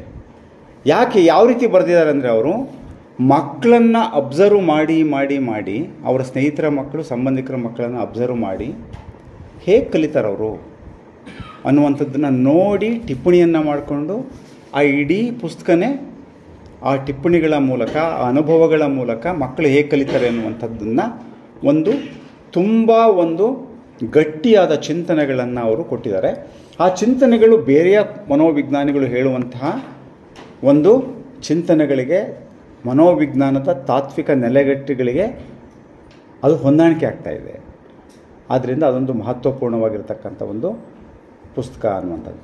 ಸೊ ಅದು ಜಾನ್ ಹಾಲ್ಟ್ ಅವರು ಹೇಳ್ತಾರೆ, ಅವರು ಮಕ್ಕಳಲ್ಲಿ ಕಲಿಕೆ ಅನ್ನೋದು ಸಹಜವಾಗಿ ಆಗುವಂಥದ್ದು. It's learning is very natural ಅಲ್ವಾ? ಕಲಿಕೆ ಅನ್ನುವಂಥದ್ದೇನೋ ಸಹಜವಾಗಿ. ಈಗ ಮಕ್ಕಳು, ನೀವು ಗಮನಿಸಿದ್ದೀರಿ, ನೀವು ಮಕ್ಕಳು ಮಾತನಾಡೋದು ಕಲಿತಾರೆ ಅಲ್ವಾ? ಹೇಗೆ ಕಲಿತಾರೆ? ಯಾರಾದರೂ ಒಬ್ರು ಹೇಳ್ತೀರಾ? ಒಂದು ನಿಮಿಷದಲ್ಲಿ ಹೇಳ್ಬೇಕು ಯಾರಾದ್ರೂ. ಮಕ್ಕಳು ಮಾತನಾಡೋದು ಕಲಿತಾರೆ. ನೀವು ಯಾರೂ ಹೇಳಿಲ್ಲ, ಅನುಕರಣೆ ಮೂಲಕ. ಆಮೇಲೆ ಮಗು ಆ ತಾಯಿಯ ತುಟಿಗಳನ್ನ, ಮಾತನಾಡ್ತಕ್ಕಂಥ ಅವಯಗಳನ್ನ ಅಬ್ಸರ್ವ್ ಮಾಡುತ್ತೆ. ಅಬ್ಸರ್ವ್ ಮಾಡಿ ಆಮೇಲೆ ಕೇಳಿಸ್ಕೊಳ್ಳುತ್ತೆ. ಕೇಳಿಸ್ಕೊಂಡು ಅದೇ ರೀತಿ ಅನುಕರಣೆ ಮಾಡಿ ಅಂದ್ರೆ ಪ್ರಯತ್ನ ಪೂರ್ವಕವಾಗಿ ಮಾತಾಡುತ್ತೆ. ಎಸ್. ಆಮೇಲೆ ಹಾಂ, ತಪ್ಪು ಮಾಡಿ ಮಾಡಿ ಕಲ್ಕೋತೀವಿ. ವಾವ್, ನೋಡಿ, ಒಂದ್ಸಲ ಇದು this is what we require. Madam ಏನು ಹೇಳಿದ್ರೆ, ತಪ್ಪು ಮಾಡ್ತದೆ, ಆಮೇಲೆ ಮತ್ತೆ ಗೊತ್ತಾಗ್ತದೆ, ಎಲ್ಲ ಸರಿ ಮಾಡ್ಕೋತಿದ್ದ, ಇನ್ನೊಂದ್ಸಲ ಸರಿ ಮಾಡ್ತಾರೆ, ಆಮೇಲೆ ಸರಿ ಕಡೆ. Wonderful. This is what we require. ತಪ್ಪು ಮಾಡ್ತಾ ಸ್ಟಾರ್ಟಿಂಗ್ ಹೇಳಿದೆ ಮಾಡುತ್ತೆ ಮಗು. ಏನು ಮಾಡುತ್ತೆ? Just it speaks. It will not learn to speak. It speaks and then learn. ಏನು ಮಾಡುತ್ತೆ? ಮಾಡಿಬಿಡುತ್ತದು, ಕಲಿತದೆ, ಮಾತಾಡ್ಬಿಡುತ್ತದು, ಅಸಂಬದ್ಧವಾಗಿ ಮಾತಾಡುತ್ತೆ ಅಲ್ವಾ? ಅಸಂಬದ್ಧವಾಗಿ ಮಾತನಾಡಿದ್ರು ಎಷ್ಟು ಖುಷಿ ಪಡ್ತೀವಲ್ಲ ನಾವು. ಮಗು ಇದ್ದಾಗ ಖುಷಿ ಪಡ್ತೀವಲ್ವ? ಎಷ್ಟು ಖುಷಿ ಪಡ್ತಾರೆ ತಂದೆ ತಾಯಿಗಳು, ಎಲ್ಲರೂ ಖುಷಿ ಪಡ್ತಾರೆ. ಆ ಅಸಂಬದ್ಧವಾಗಿ ಮಾತಾಡೋದು ತೊದಲು ನುಡಿನೇ ನಾವು ಆಸ್ವಾದಿಸ್ತೀವಿ ನಾವು. ಆದರೆ ಅದೇ ಶಾಲೆಗೆ ಬಂದು ಏನಾದರೂ ತಪ್ಪು ಮಾಡಿದ್ರೆ ಇದಕ್ಕೆ ಅವಕಾಶ ಕೊಡ್ತೀವ? ಶಾಲೆಯಲ್ಲಿ ಕೊಡ್ತೀವ? ಇದಕ್ಕೆ ಅವಕಾಶ ಕೊಡ್ತೀವ? ಮಾಡೋಕ್ಕೆ ಅವಕಾಶ ಕೊಡಲ್ಲ. ಯಾಕೆ ಕೊಡಲ್ಲ? ನಾವು ಕಲಿಸ್ತೀವಿ. ಯಾಕೆಂದರೆ ಆ ತರಗತಿ ಒಳಗೆ ನಾನೊಬ್ಬನಿದ್ದೀನಿ. ಯಾರು? Teacher. Teacher has to teach. Supreme authority in the classroom. ಆದ್ದರಿಂದ ನಾನು ಕಲಿಸ್ಬೇಕು. ಇದಿದೆಯಲ್ಲ, this is where we go wrong. ಇದಾಗಲ್ಲ. ಇದು ಯಾವುದು? ಶಿಕ್ಷಕರ ಮಾರ್ಗದರ್ಶನದಿಂದ ಮಕ್ಕಳು ಕಲಿಯಲ್ಲ. ಏನು ಸರ್ ಇದು? ಎಂಥ ಸ್ಟೇಟ್ಮೆಂಟ್ ಹೇಳ್ಬಿಟ್ರಲ್ಲ ಸರ್ ನೀವಂತೀರ. ಶಿಕ್ಷಕರ ಮಾರ್ಗದರ್ಶನದಿಂದ ಮಕ್ಕಳು ಕಲಿಯಲ್ಲ. ಕಲಿಯೋದನ್ನು ಕಲಿಯಲ್ಲ. ಯಾಕೆ ಅಂದರೆ ಜಾನ್ ಆಟ್ ಅವ್ರು ಹೇಳ್ತಾರೆ, ಅದು ತುಂಬ ಸತ್ಯ. Don't teach children. ಮಕ್ಕಳಿಗೆ ಬೋಧನೆಯನ್ನ ಮಾಡು. ಸರ್ ನಾವೇನು ಮಾಡೋಣ ಸರ್ ಮೇಸ್ಟ್ರುಗಳು? Make them to learn. ಕಲಿಯುವಂತೆ ಮಾಡಿ. ಏನು ಮಾಡ್ಬೇಕಂತಂದ್ರೆ ಪ್ರೊವೈಡ್ ಆಪರ್ಚುನಿಟೀಸ್ ಫಾರ್ ಎಕ್ಸ್ಪ್ಲೋರೇಷನ್. ಶೋಧನೆಗೆ ಅವಕಾಶ ಕೊಡಿ. ಮಕ್ಕಳಿಗೆ. ಹೇಳಿದ್ವಿ ನಾವು, ಕ್ಯೂರಿಯಾಸಿಟಿ ನೋಡಿ ಹೇಳಿದ್ವಿ ನಾವು. ನೀವು ಅಬ್ಸರ್ವ್ ಮಾಡಿ, ನಾನು ಹೇಳಿದೆ ನಿಮಗೆ ನೀವೆಲ್ಲ ಗಮನಿಸ್ಕೊಳ್ರಪ್ಪ ಮಗು ಹುಟ್ಟಿದಾಗಿಂದ ಅಂತ ಹೇಳಿ. ಅದಕ್ಕೆ ಕಾರಣ ಇತ್ತು ನನಗೆ. 1 ವರ್ಷ, ಅದಕ್ಕಿಂತ ಮುಂಚೆ 2 ವರ್ಷ, LKG ಅಲ್ಲೆಲ್ಲ ಹಾಡಿನಲ್ಲಿ ಹಾಡಿಸ್ತಾರೆ, ನೃತ್ಯ ಮಾಡಿಸ್ತಾರೆ. ಅಂಗನವಾಡಿಯಲ್ಲಿ ಹೋದರೆ ಮಕ್ಕಳು ಚೆನ್ನಾಗಿ ಖುಷಿಯಿಂದ ಇರ್ತಾರೆ. ಅಂಗನವಾಡಿ ಟೀಚರು ಊಟ ಕೊಡ್ತಾರೆ. ಮಲ್ಕೊಳಕ್ಕೆ ಒಂದು ಪೀರಿಯಡ್ ಇರುತ್ತೆ, ಗೊತ್ತಾ ನಿಮಗೆ? ಯಾರು ನೋಡಿದ್ರೆ? ನನಗೆ ಗೊತ್ತಿರಲಿಲ್ಲ ಆ್ಯಕ್ಚುಲಿ. ನಾನು ಅಂಗನವಾಡಿಗೆ ಹೋದಾಗ ಮಲ್ಕೊಂಡ್ಬಿಟ್ಟಿದ್ರು. ಮಲಗಿಸ್ಬಿಟ್ಟಿದಾರಲ್ಲ ಅಂತ. ಜೈಸೇಕಾದ್ರೆ ಎಲ್ಲ ಗೊತ್ತಿದ್ರು, ನಮಗೆ ಟೈಮ್ ಟೇಬಲ್ ಗೊತ್ತಿರಲಿಲ್ಲ. ಸರ್ ಇದು ಮಲ್ಗ ಪೀರಿಯಡ್ ಸರ್ ಅಂತ ಅವರು. ತುಂಬ ಚೆನ್ನಾಗಿ ಸರ್, ಅಮೆರಿಕದಲ್ಲಿ ಒಂದು ಸ್ನೇಹಿತ ಹೇಳಿದ್ರು, ಅಲ್ಲಿ ಚಿಕ್ಕ ಮಕ್ಕಳಿಗೆ ಹೆಡ್ಸ್ ಡೌನ್ ಅಂತ ಒಂದು ಪೀರಿಯಡ್. ಚಿಕ್ಕ ಮಕ್ಕಳಿಗೆ ಒಂದು ಸೂದಿಂಗ್ ಮ್ಯೂಸಿಕ್ ಹಾಕ್ತಾರಂತೆ. ಚಿಲ್ಡ್ರನ್ ನಾವು ಹೆಡ್ಸ್ ಡೌನ್ ಅಂತ ಹೇಳಿದ ತಕ್ಷಣ ಎಲ್ಲ ಬಹಳ ಚೆನ್ನಾಗಿದೆ ಅಲ್ವಾ? ಅದು ಇದೆ ಅಂತ ಮಲಗಿಸೋ ಪೀರಿಯಡ್ ಇದೆ ಅಂತ ಸಂತೋಷ. ಇಲ್ಲ ಇದೆ ಅದು ಪಾಠ ಮಾಡಿ ಮಲಗಿಸೋದಲ್ಲ. ಎಷ್ಟನೇ ಕ್ಲಾಸ್ ಇದೆ? First standard, second standard. ನಮ್ಮ ಸ್ಕೂಲ್ನಲ್ಲಿ ಕೂಡ ನರ್ಸರಿ, LKG, UKG. ಓಕೆ, ಮಧ್ಯಾಹ್ನ ಮೇಲೆ ಅವರಿಗೆ ಆಯ್ತು. ನಮ್ಮ ಅದು ಹೆಚ್ಚು ಲಂಸರ್ ಬೇಡ, ಬೇರೆ ವಿಷಯಕ್ಕೆ ಬರೋಣ. ಸೊ ಅಲ್ಲಿ ಹೋದಾಗ ಮಲಗಿದ್ರು ಮಕ್ಕಳು ಕೇಳಿದೆ, ಏನಮ್ಮ ಹಿಂಗೆ ಮಲಗಿಸ್ಬಿಟ್ಟಿದ್ದಾರೆ ಸರ್? ಮಲಗ ಪೀರಿಯಡ್ ಸರ್. ಮಲ್ಕೊಂಡ್ಬಿಡ್ತಾರೆ ಸರ್. ಆ ಟೈಮ್ ಬರ್ತಿದ್ದಂಗೆ ಮಲ್ಕೊಂಡ್ರಪ್ಪ ಅಂತಿದ್ದಂಗೆ ಎಲ್ಲ ಮಲ್ಕೊಂಡ್ಬಿಡ್ತಾರೆ. ಎದ್ದಾಡ್ರಿ ಅಂತಿದ್ದಂಗೆ ಬಿಡ್ತಾರೆ. So how nice. ದೊಡ್ಡವ್ರಿಗೆ ಯಾಕಿಲ್ಲ? Require actually. ಒಂದು 10 ನಿಮಿಷ 15 ನಿಮಿಷ ಸರ್ ಹೇಳಿದ್ರಲ್ಲ, ವೆರಿ ಮಚ್ ರಿಕ್ವೈರ್ಡ್. ಸೊ ಅಂದರೆ ನಾವು ಯಾರಾದ್ರೂ ಸಹಜವಾಗಿ ತೂಕಡಿಕೆ ಬಂದು ಹಿಂಗೆ ತೂಕಡಿಸಿದ್ರೂ ಅಪರಾಧದ ಥರ ನಾವು ಏನು ಮಾಡ್ತೀವಿ? ತೂಕಡಿಕೆ ಸಹಜ. ನಾನು ಇವಾಗ ಪಾಠ ಮಾಡ್ತಿದ್ದೀನಿ, ನಿಮ್ಮ ಜೊತೆ ನಾನು ಸಂವಹನ ಮಾಡ್ತಿದ್ದೀನಿ. ನನ್ನ ಕ್ಲಾಸಲ್ಲಿ ಯಾರಾದ್ರೂ ಹಿಂಗೆ ತೂಗಿಸಿದ್ರೆ ಹಂಗೆ ಎಷ್ಟು ಸಿಟ್ಟು ಬರುತ್ತೆ. ನನ್ನ ಕ್ಲಾಸಲ್ಲಿ ಇವರು ತೂಗಿಸ್ತಾ ಇದ್ದಾರೆ, ನಾನು ಕಡೆ ತೂಗಿಸ್ಬೋದು. ಎಲ್ಲಿ ನಾನೊಬ್ಬ ಕೇಳಿಸ್ಕೊಳ್ಳೋದಾದ್ರೆ ಅದು ಏನಂದ್ರೆ ಸರ್, ಇದು ಬ್ರೈನ್ ಸೈಂಟಿಸ್ಟ್ ಬಂದ್ರು ಸರ್. ಹಾಂ, ಇವಾಗ ನೀವು ಓದಿದ ಮೇಲೆ ನಿಮ್ಗೆ ಟಯರ್ಡ್ ಆಗುತ್ತಲ್ಲ, ಆದ ತಕ್ಷಣ ಮಲ್ಕೊಂಡು ಬಿಡ್ಬೇಕಂತೆ. ಮಲ್ಕೊಂಡಾಗ ಅದು ಮೆಮೊರಿ ಆಗುತ್ತೆ. ಕರೆಕ್ಟ್. Brain prepares. ಈಗ ಆಕಳಿಸ್ತಾರೆ, ನಾವೇ ಆಕಳಿಸ್ತೀವಲ್ವ?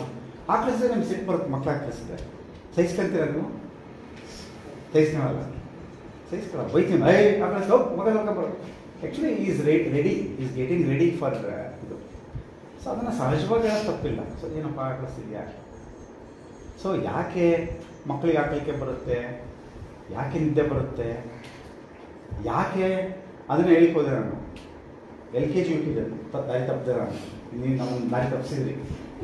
LKG ಮಕ್ಕಳು ಖುಷಿಯಾಗಿರ್ತಾರೆ, UKG ಖುಷಿಯಾಗಿರ್ತಾರೆ. 1ನೇ ಕ್ಲಾಸಿಗೆ ಬಂದಮೇಲೆ ಸ್ವಲ್ಪ ಕಡಿಮೆ ಆಗುತ್ತೆ. 2, 3 ಬರ್ತಾ ಬರ್ತಾ ಬರ್ತಾ ಅವ್ರದ್ದು ಲರ್ನಿಂಗ್ ಸಹ ನೀವು ನೋಡಿ. ಯಾವುದೇ ಸರ್ವೆಗಳು ನೋಡಿದ್ದೀವಿ ಹಿಂಗಿದ್ದು 3ನೇ ಕ್ಲಾಸಲ್ಲಿ ಜಾಸ್ತಿ ಇರುತ್ತೆ. ಸರ್ವೆನಲ್ಲಿ ನ್ಯಾಷನಲ್ ಸರ್ವಿಸ್ ನೋಡಿ, ಸ್ಟೇಟ್ ಸರ್ವಿಸ್ ನೋಡಿ, ಬರ್ತಾ ಬರ್ತಾ ಬರ್ತಾ ಬರ್ತಾ ಲರ್ನಿಂಗ್ ವಿಲ್ ಬಿಕಮ್ ಡಿಕ್ಲೈನ್. ಯಾಕೆ? ತುಂಬ ಚಟುವಟಿಕೆ ಇರತಕ್ಕಂಥ ಮಗು ಶಾಲೆಗೆ ಹೋಗ್ತಾ ಹೋಗ್ತಾ ಮುಂಕಾಗ್ಬಿಡುತ್ತೆ, ಅಥವಾ ಚಟುವಟಿಕೆ ಕಮ್ಮಿ ಆಗುತ್ತೆ. ಅರಳು ಉಳಿದಂತೆ ಮಾತಾಡೋ ಮಗು ಮಾತಾಡಕ್ಕೆ ಬಿಟ್ಟಿರ್ತಾನೆ ಮೇಷ್ಟ್ರು.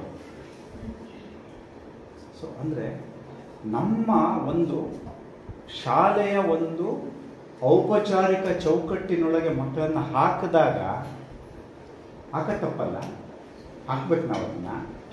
ಆದರೆ ಆ ಹಾಕಿಯೂ ಕೂಡ ಅವರಲ್ಲಿ ಎಷ್ಟು ಸಹಜತೆಯನ್ನು ಉಳಿಸ್ತೀವಿ ನಾವು, ಎಷ್ಟು ಸ್ವಾತಂತ್ರ್ಯವನ್ನು ಕೊಡ್ತೀವಿ ನಾವು, ಎಷ್ಟು ಕುತೂಹಲಕ್ಕೆ ಅವಕಾಶ ಕೊಡ್ತೀವಿ ನಾವು, ಎಷ್ಟು ಪ್ರಶ್ನೆಗಳಿಗೆ ಅವಕಾಶ ಕೊಡ್ತೀವಿ ನಾವು, ಎಷ್ಟು ಸಮವಯಸ್ಕರೊಂದಿಗೆ ಒಡನಾಟ ಕೊಡ್ತೀವಿ ನಾವು, ಪ್ರಾಯೋಗಿಕ ಕಲಿಕೆಗೆ ಯಾವ ರೀತಿ ಅವಕಾಶ ಕೊಡ್ತೀವಿ ನಾವು, ಎಲ್ಲವನ್ನ ನಾನೇ ಹೇಳ್ತೀನ.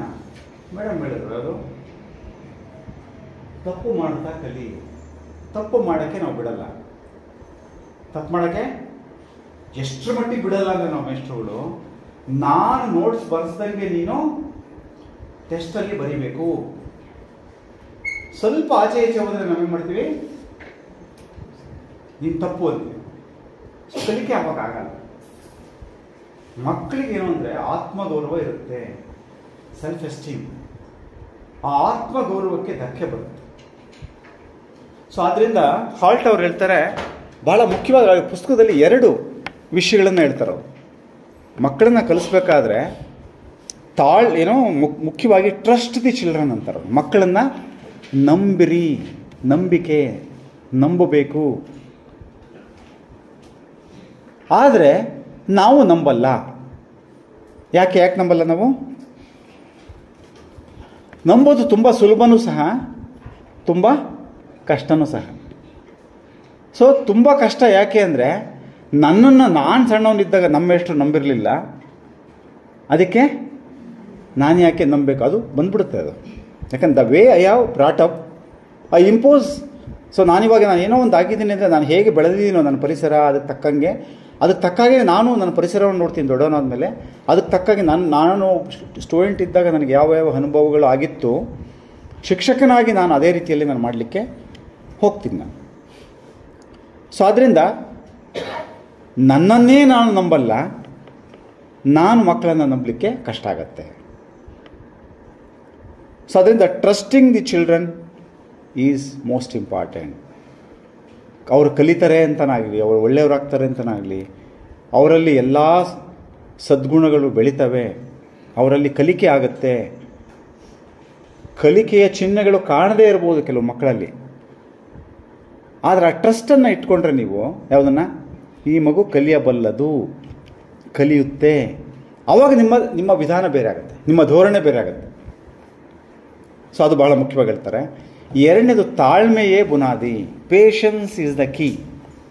ಪೇಷನ್ಸ್.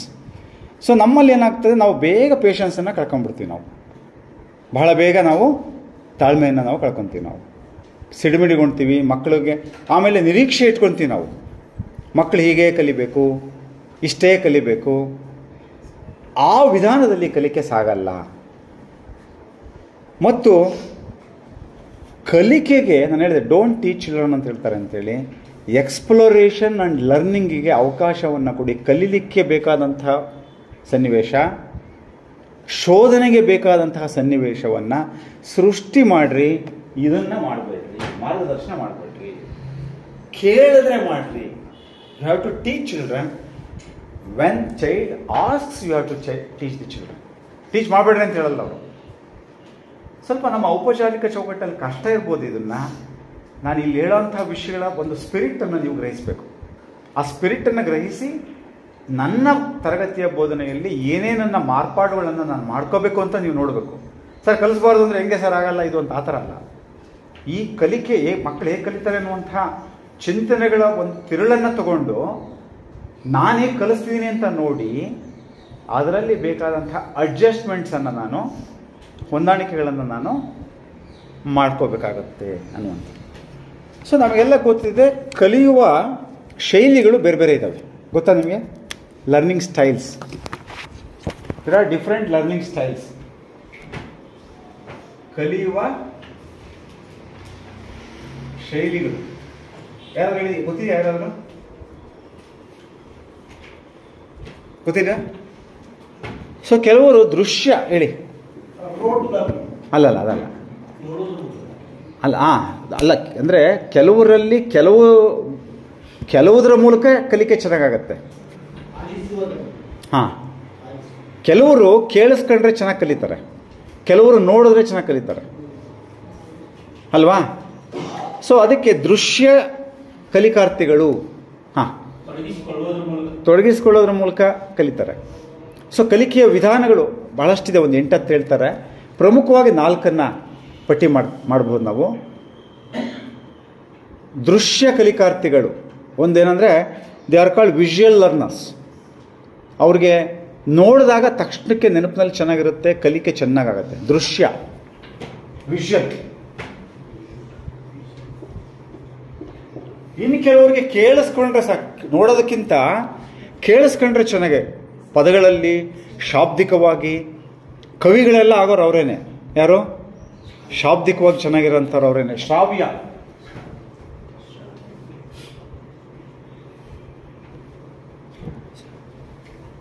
ಅವರು ಓರಲ್ಲಾಗಿ ಹೇಳಿದ್ರೆ ಬೇಗ ಸ್ಪಂದಿಸ್ತಾರೆ, ಅವರು ಸ್ಪಂದನೆ ಚೆನ್ನಾಗಿರುತ್ತೆ.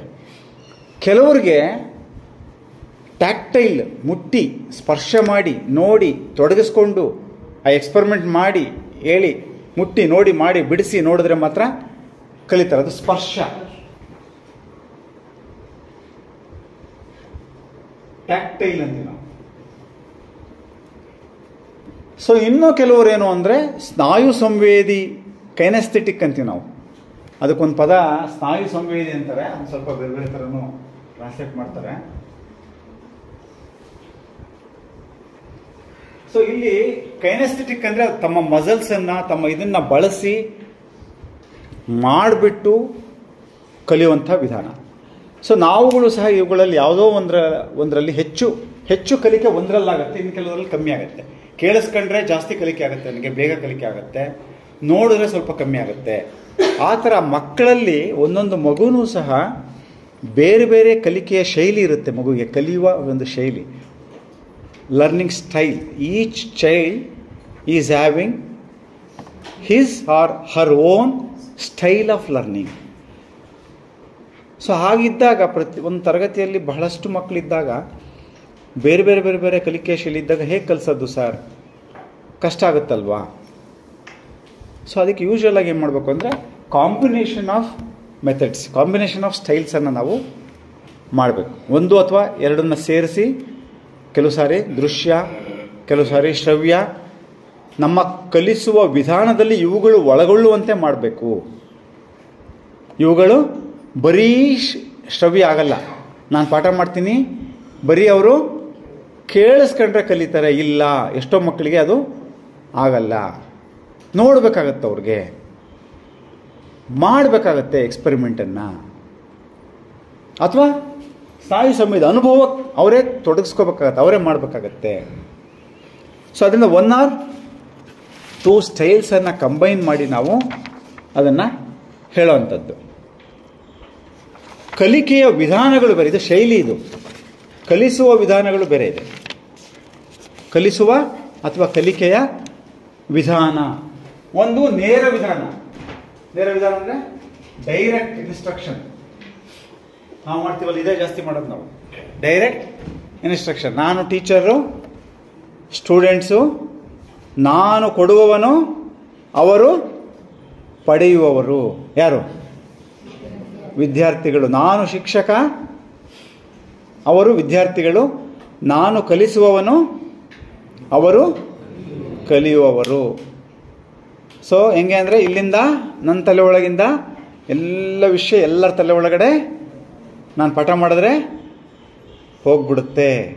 ಹೋಗುತ್ತಾ? ಅಥವಾ ಇನ್ನು ಹೇಗೆ ಅಂದರೆ ಒಂದು ಏನೋ ಇಲ್ಲೇನಾದರೂ ಒಂದು ಜಿಪ್ ಏನಾದರೂ ಇದ್ದರೆ ಸಪೋಸ್ ಹಿಂಗೇನೋ ಹಿಂಗೆ ಜಿಪ್ ತೆಗೆದುಬಿಟ್ಟು ಹಿಂಗೆ ಎಲ್ಲ ಇದೆಲ್ಲ ಈ ಫಾರ್ಮುಲಾ ಹಾಕು, ಈ ಕವಿತೆ ಹಾಕು, ಈ ಪಾಠ ಇದೊಂದು ಬಿಟ್ಟಿದೆಯಾ ಅದೊಂದು ಹಾಕು ಅಂತ ನಾವು ಹಾಕ್ಬೋದಾಗಿತ್ತು. ಆದರೆ ಅದು ಹಾಗೆ ಆಗಲ್ಲ. ನಿಮಗೆ ಗೊತ್ತಿದೆ, it's not like that. Learning will not happen like that. So ಅದಕ್ಕೆ ಹೇಳ್ತಾರೆ ಅವರು, ಈಟ್ಸ್ ಅಂತ ಅವ್ರು ಹೇಳ್ತಾರೆ, WB ಈಟ್ಸ್ ಅವರು ಕವಿ. ಅವ್ರು ಹೇಳ್ತಾರೆ, education is not filling the pail, but it is the burning the fire ಅಂತ. ಶಿಕ್ಷಣ ಅಂತ ಹೇಳಿದ್ರೆ ಒಂದು ಬಕೀಟು ಅಥವಾ ಒಂದು ಏನಾದರೂ ಒಂದು ಕಂಟೈನರ್ ಇರುತ್ತಲ್ಲ, ಅದರೊಳಗೆ ತುಂಬಿಸೋದಲ್ಲ. ನಾವು ತುಂಬಿಸ್ತೀವಲ್ಲ, ಖಾಲಿ ಆಯಿತು ತುಂಬಿಸು ಅಂತೇಳಿ. It is burning the, igniting the fire. ಮಕ್ಕಳೊಳಗಿರೋಂಥ ಒಂದು ಇದನ್ನು,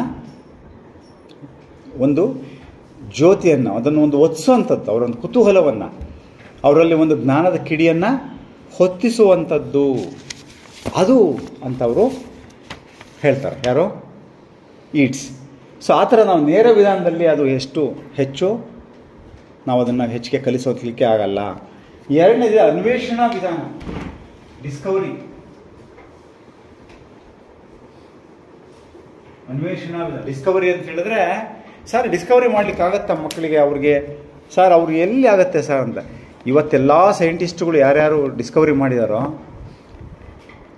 ಎಲ್ಲರೂ ಸಹ ಅವರ ತಲೆ ಒಳಗೆ ಯಾವತ್ತೋ ಒಂದು ದಿವಸ ಯಾವುದೋ ಒಂದು ಪ್ರಶ್ನೆ ಉಟ್ಕೊಂಡು ಅನ್ವೇಷಣೆಯ ಮೂಲಕನೇ ಎಲ್ಲ ಆ ವಿಧಾನದ ಮೂಲಕನೇ ತಮ್ಮ ಸಂಶೋಧನೆಗಳು ನಡೆದಿರುವಂಥದ್ದು.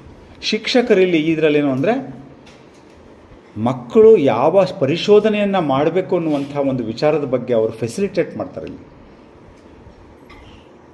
ಕಲಿಸೋಂಥದ್ದೇ ಸಬ್ಜೆಕ್ಟ್ ನಮ್ಮದೇನೆ, ಟೆಕ್ಸ್ಟ್ ಬುಕ್ ಸರ್ಕಾರ ಕೊಟ್ಟಿರೋದೇನೆ, ಬೇರೆ ಏನಲ್ಲ. ನೇರ ವಿಧಾನದಲ್ಲಿ ಸ್ವಲ್ಪ ಮಾಡಿದ್ರೆ ಅನ್ವೇಷಣಾ ವಿಧಾನದಲ್ಲಿ ಹೆಚ್ಚು ಅವಕಾಶವನ್ನು ಕೊಡುವಂಥ ರೀತಿಯಲ್ಲಿ. ಮೂರನೇದು ಸಮಸ್ಯಾ ಪರಿಹಾರ, ಪ್ರಾಬ್ಲಮ್ ಸಾಲ್ವಿಂಗ್ ವಿಧಾನ, ಮೆಥಡ್. ಸೊ ಒಂದು ಸಮಸ್ಯೆಗಳನ್ನು, ಪರಿಹಾರವನ್ನು ಹೆಚ್ಚು ಪ್ರಾಬ್ಲಮ್ಸು ಅಥವಾ ಇಶ್ಯೂಸನ್ನು ಮಕ್ಕಳಿಗೆ ಕೊಟ್ಬಿಟ್ಟು ಪರಿಹಾರವನ್ನು ಕಂಡುಕೊಳ್ಳಿ ಅಂತ ಹೇಳುವಂಥದ್ದು. ಅವರೇ ಆ ಪರಿಹಾರ ಕಂಡುಕೊಳ್ಳಿಕ್ಕೆ ಅವರು ತೊಡಗಿಸ್ಕೊಳ್ತಾರೆ. ಆ ತೊಡಗಿಸಿಕೊಳ್ಳುವಂತಹ ಒಂದು ಪ್ರಕ್ರಿಯೆಯಲ್ಲಿ ಕಲಿಕೆ ಆಗ್ತಾ ಹೋಗುತ್ತೆ. 2 ಮತ್ತು 3ರಲ್ಲಿ ಅದಾಗುತ್ತೆ ಹೆಚ್ಚು. ನೇರ ವಿಧಾನದಲ್ಲಿ ಹೆಚ್ಚು ಕಲಿಕೆ ಆಗೋಲ್ಲ. ಅದು ಇದೆ, ಅದನ್ನು ಬಳಸಬೇಕಾಗತ್ತೆ.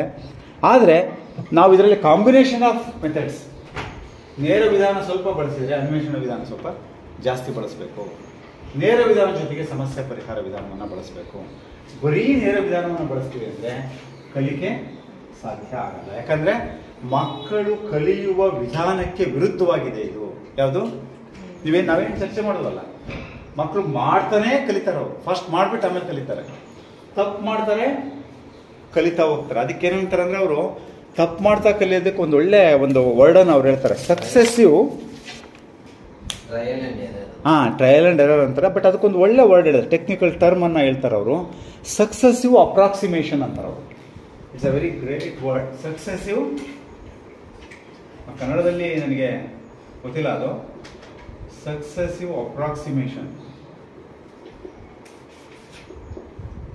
ಈ ಸಕ್ಸೆಸಿವ್ ಅಪ್ರಾಕ್ಸಿಮೇಷನ್ ಇದೆಯಲ್ಲ, ಇದನ್ನು ನಾವು ಗಣಿತದಲ್ಲಿ ಬೇರೆ ಬೇರೆ ಕಡೆಗೆ ಇದನ್ನು ನೀವು ಗೂಗಲ್ ಮಾಡಿ ನೋಡಿದ್ರೆ ಸಕ್ಸೆಸಿವ್ ಅಪ್ರಾಕ್ಸಿಮೇಷನ್ ಅಂತ ಹೇಳಿದ್ರೆ, ಕಂಪ್ಯೂಟರ್ ಸೈನ್ಸಲ್ಲಿ ಬೇರೆ ಬೇರೆ ಡಿಸಿಪ್ಲಿನ್ನಲ್ಲಿ ಇದನ್ನು ನಾವು ಬಳಸಬಹುದು. ಸೊ ಏನು ಸಕ್ಸೆಸಿವ್ ಅಪ್ರಾಕ್ಸಿಮೇಷನ್ ಅಂತ ಹೇಳಿದ್ರೆ, ಮಕ್ಕಳು ಕಲಿಯೋದು ಈ ವಿಧಾನದ ಮೂಲಕ. ಅವರು ನೇರವಾಗಿ ದೇ ಡೂ ಸಮಥಿಂಗ್. ನೇರವಾಗಿ ಏನಂದರೆ ಏನು ಮಾಡ್ತಾರೆ ಅವರು? ಏನೋ ಒಂದು ಮಾಡಿಬಿಡ್ತಾರೆ. ಮಾಡಿಬಿಟ್ಟು ಆಮೇಲೆ ಏನು ಮಾಡ್ತಾರೆ? ಫಾರ್ ಎಕ್ಸಾಂಪಲ್ ಅವರು ಮಕ್ಕಳು ನೋಡಿ, ನೀವು ಅಬ್ಸರ್ವ್ ಮಾಡಿ, just you go back to your childhood. ನೀವು ನಡಿತೀರಿ, ಅವ್ರು ನೋಡ್ತಾರೆ, ಈಗ ನೋಡ್ತಾ ಇರ್ತಾರೆ, ನಡೆಯೋಕ್ಕೆ ಶುರು ಮಾಡಿಬಿಡ್ತಾರೆ ಅವರು ಅಲ್ವಾ? ಆಮೇಲೆ ಏನಾಗುತ್ತೆ? ಬೀಳ್ತಾರೆ. ಆಮೇಲೆ ಏನು ಮಾಡ್ತಾರೆ? ಅಬ್ಸರ್ವ್ ಮಾಡ್ತಾರೆ, ಹೆಂಗೆ ನಡೀತಾರೆ ಇವರು ಅಂತ. Then correcting the mistake. ಮೂರನೇದೇನು? ತಪ್ಪು ಮಾಡೋಣ ಸರಿಪಡಿಸ್ಲಿಕ್ಕೆ ಏನು ವ್ಯತ್ಯಾಸ ಇದೆ ನೋಡ್ತಾರೆ ಅವರು. ಫಸ್ಟ್ ಮಾಡಿದ್ರು, ಆಮೇಲೆ ಆಗಲಿಲ್ಲ, ಅಬ್ಸರ್ವ್ ಮಾಡಿದ್ರು, ಆಮೇಲೆ ಏನು ಮಾಡ್ತಾರೆ, ನೆಕ್ಸ್ಟೇ ಟ್ರೈ ಮಾಡ್ತಾರೆ, ಮಾಡಿಬಿಟ್ಟು ಆ ಗ್ಯಾಪ್ ಇರುತ್ತಲ್ಲ ತಪ್ಪಾಗಿರೋದು ಸರಿಪಡಿಸ್ಕೊಂಡು ಕಲ್ತ್ಬಿಡ್ತಾರೆ. ಮಾತನಾಡೋದು ಹಾಗೇ, ನಡೆಯೋದು ಹಾಗೇ, ಓದೋದು ಸಹ ಹಾಗೇ. Learning to read, these are the 3 learnings. Talking, that is speaking, ಮಾತಾಡ್ತಕ್ಕಂಥದ್ದು, ಆಮೇಲೆ ವಾಕಿಂಗ್. ಈ 2 ಮುಖ್ಯವಾಗಿರುವಂಥದ್ದು ನ್ಯಾಚುರಲ್ ಆಗಿ ಮಕ್ಕಳು ಕಲಿಯುವಂತಹ ಒಂದು ಕಲಿಕೆಗಳಿವು. ಸೊ ನೇರವಾಗಿ ಹೇಳು, that is called successive approximation. Suppose ನಾವು ಮೇಷ್ಟ್ರುಗಳು ಮಕ್ಕಳಿಗೆ ಮಾತಾಡೋದನ್ನು ಕಲಿಸ್ಬೇಕಪ್ಪ. 2, 3, 4, 5 ತಿಂಗಳಲ್ಲಿ ಅವರು ಶುರುವಾಗುತ್ತಲ್ವ ಬ್ಯಾಬ್ಲಿಂಗ್ ಅಂತೀವಿ ನಾವು ಅದನ್ನು. ಒಂಥರ ಏನೋ ಒಂದು ಪದಗಳನ್ನು ತೊದಲು ಇವನ್ನ ಸೌಂಡ್ಸನ್ನು ಓಡಿಸ್ತಾರೆ. It is a first stage of language development. ಅದು ತುಂಬ ಲ್ಯಾಂಗ್ವೇಜ್ ಡೆವಲಪ್ಮೆಂಟ್ ಬಗ್ಗೆ ತುಂಬ ಚೆನ್ನಾಗಿ ಸೈಕಾಲಜಿಸ್ಟ್ ಎಲ್ಲ ವರ್ಕ್ ಮಾಡಿದ್ದಾರೆ ಅದ್ರ ಬಗ್ಗೆ. ಇಟ್ಸ್ ವೆರಿ ಇನ್ ಡೆಪ್ತ್ ಅದು. ಸೊ ಅದ್ರ ಬಗ್ಗೆ ಹೋಗಲ್ಲ. ಸೊ ಅಲ್ಲಿಂದ ಶುರುವಾಗುತ್ತೆ. ಆ ಪ ಅಮ್ಮ ಪಾಪ ನಾ ಅಂತ ಹೇಳ್ತಾ ಶುರು ಮಾಡಿಬಿಡ್ತಾರೆ. ಸಪೋಸ್ ಮೇಷ್ಟ್ರುಗಳು ನಾವು ಮಕ್ಕಳಿಗೆ ಕಲಿಸ್ಬೇಕು ಅಂದರೆ ಹಿಂಗಲ್ಲ, ನೀನು ಹಿಂಗೆ ಕಲಿಬೇಕು ಅಂತ ನಾವೇನು ಮಾಡ್ತೀವಿ, ವಿ ಗಿವ್ ಇನ್ಸ್ಟ್ರಕ್ಷನ್, ಸ್ಪೆಸಿಫಿಸಿಟಿ, ಒಂದು ಫ್ರೇಮ್ ವರ್ಕ್ ಕೊಡ್ತೀವಿ. ಹಿಂಗೆ ಕಲಿ, ಹಿಂಗಲ್ಲ, ಹಿಂಗೆ ಮಾತಾಡಬಾರ್ದು, ಹಿಂಗೆ ಕಲಿ. ಇದು ನೀನು ಸಪೋಸ್ ಬಿತ್ತು ಮಗು ಓಡಾಡ್ಬೇಕಾದ್ರೆ ಬಿತ್ತು ಎದ್ದೇಳ್ತು ಅಂದರೆ ಹಿಂಗಲ್ಲ, ಹಿಂಗೆ ಈ ಸ್ಟೆಪ್ಪಲ್ಲಿ ಎದ್ದಾಡಬೇಕು, ಹಿಂಗೆ ಓಡಾಡಬೇಕು ಅಂದರೆ ಏನು ಮಾಡ್ತಾರೆ ಅವ್ರು ಮಕ್ಕಳು? ಕಲಿಯೋದೇ ಇಲ್ಲ. The same thing happens for all learnings. ಯಾವುದೇ ಕಲಿಕೆಗಳು ಹಾಗೆ ಆಗೋದು. ಕಲಿಸ್ಲಿಕ್ಕೆ ಹೋದರೆ ಅವರ ಆತ್ಮಗೌರವಕ್ಕೆ ಪೆಟ್ಟಂತೆ. ನಮಗೆ ಎಷ್ಟು ಕುತೂಹಲದ ವಿಷಯ ನೋಡ್ರಿ. ನೀವು ಸಹಾಯ ಮಾಡೋಕ್ಕೆ ಹೋದ್ರೆ ನಡೆದೆ, ಡೋಂಟ್ ಗೈಡ್ ಚಿಲ್ಡ್ರನ್ ಅಂತ ಹೇಳಿದೆ. ಮಾರ್ಗದರ್ಶನ ಕೊಡೋಕೆ ಹೋಗ್ಬಿಟ್ಟು ಸಪೋರ್ಟ್ ಕೊಡೋಕೆ ಹೋದರೆ ಇಷ್ಟ ಬರಲ್ಲ ಅಂತ. ಅದಕ್ಕೊಂದು ಭಾಳ ಬ್ಯೂಟಿಫುಲ್ ಎಕ್ಸಾಂಪಲ್ ಹೇಳ್ತಾರೆ ಅವರು, ಜಾನ್ ಆಲ್ಟ್ ಅವ್ರ ಬುಕ್ಕಲ್ಲಿ. ನಮ್ಮೆಲ್ಲರಿಗೂ ಇದು ಅನುಭವಕ್ಕೆ ಬಂದಿರುತ್ತೆ. 1.5 ವರ್ಷ 1.25 ವರ್ಷದ ಮಗು, ಅವರು ಹೋಗಿದ್ದಾರೆ ಒಂದು ಸ್ಟೋರಲ್ಲಿ ಹೋಗಿದ್ದಾರೆ, ಬುಕ್ ಸ್ಟೋರಲ್ಲಿ. ಆ ಮಗು ಅವ್ರ ತಂದೆ ಬುಕ್ಸ್ ತೊಗೊಂಡಿದ್ದಾರೆ, ಒಂದು 3-4 ಪುಸ್ತಕನ. ಆ ಪುಸ್ತಕಗಳನ್ನು ಎಲ್ಲ ಬೇರೆ ಎಲ್ಲ ಶಾಪಿಂಗ್ ಮಾಡಿ ಆ ತಂದೆ ಎಲ್ಲ ಉಳಿದಿದ್ದ ಬ್ಯಾಗೆಲ್ಲ ಇಟ್ಕೊಂಡಿದ್ದಾರೆ. ಆ ಮಗುಗೆ ಲೆಸ್ ದೆನ್ 2 years.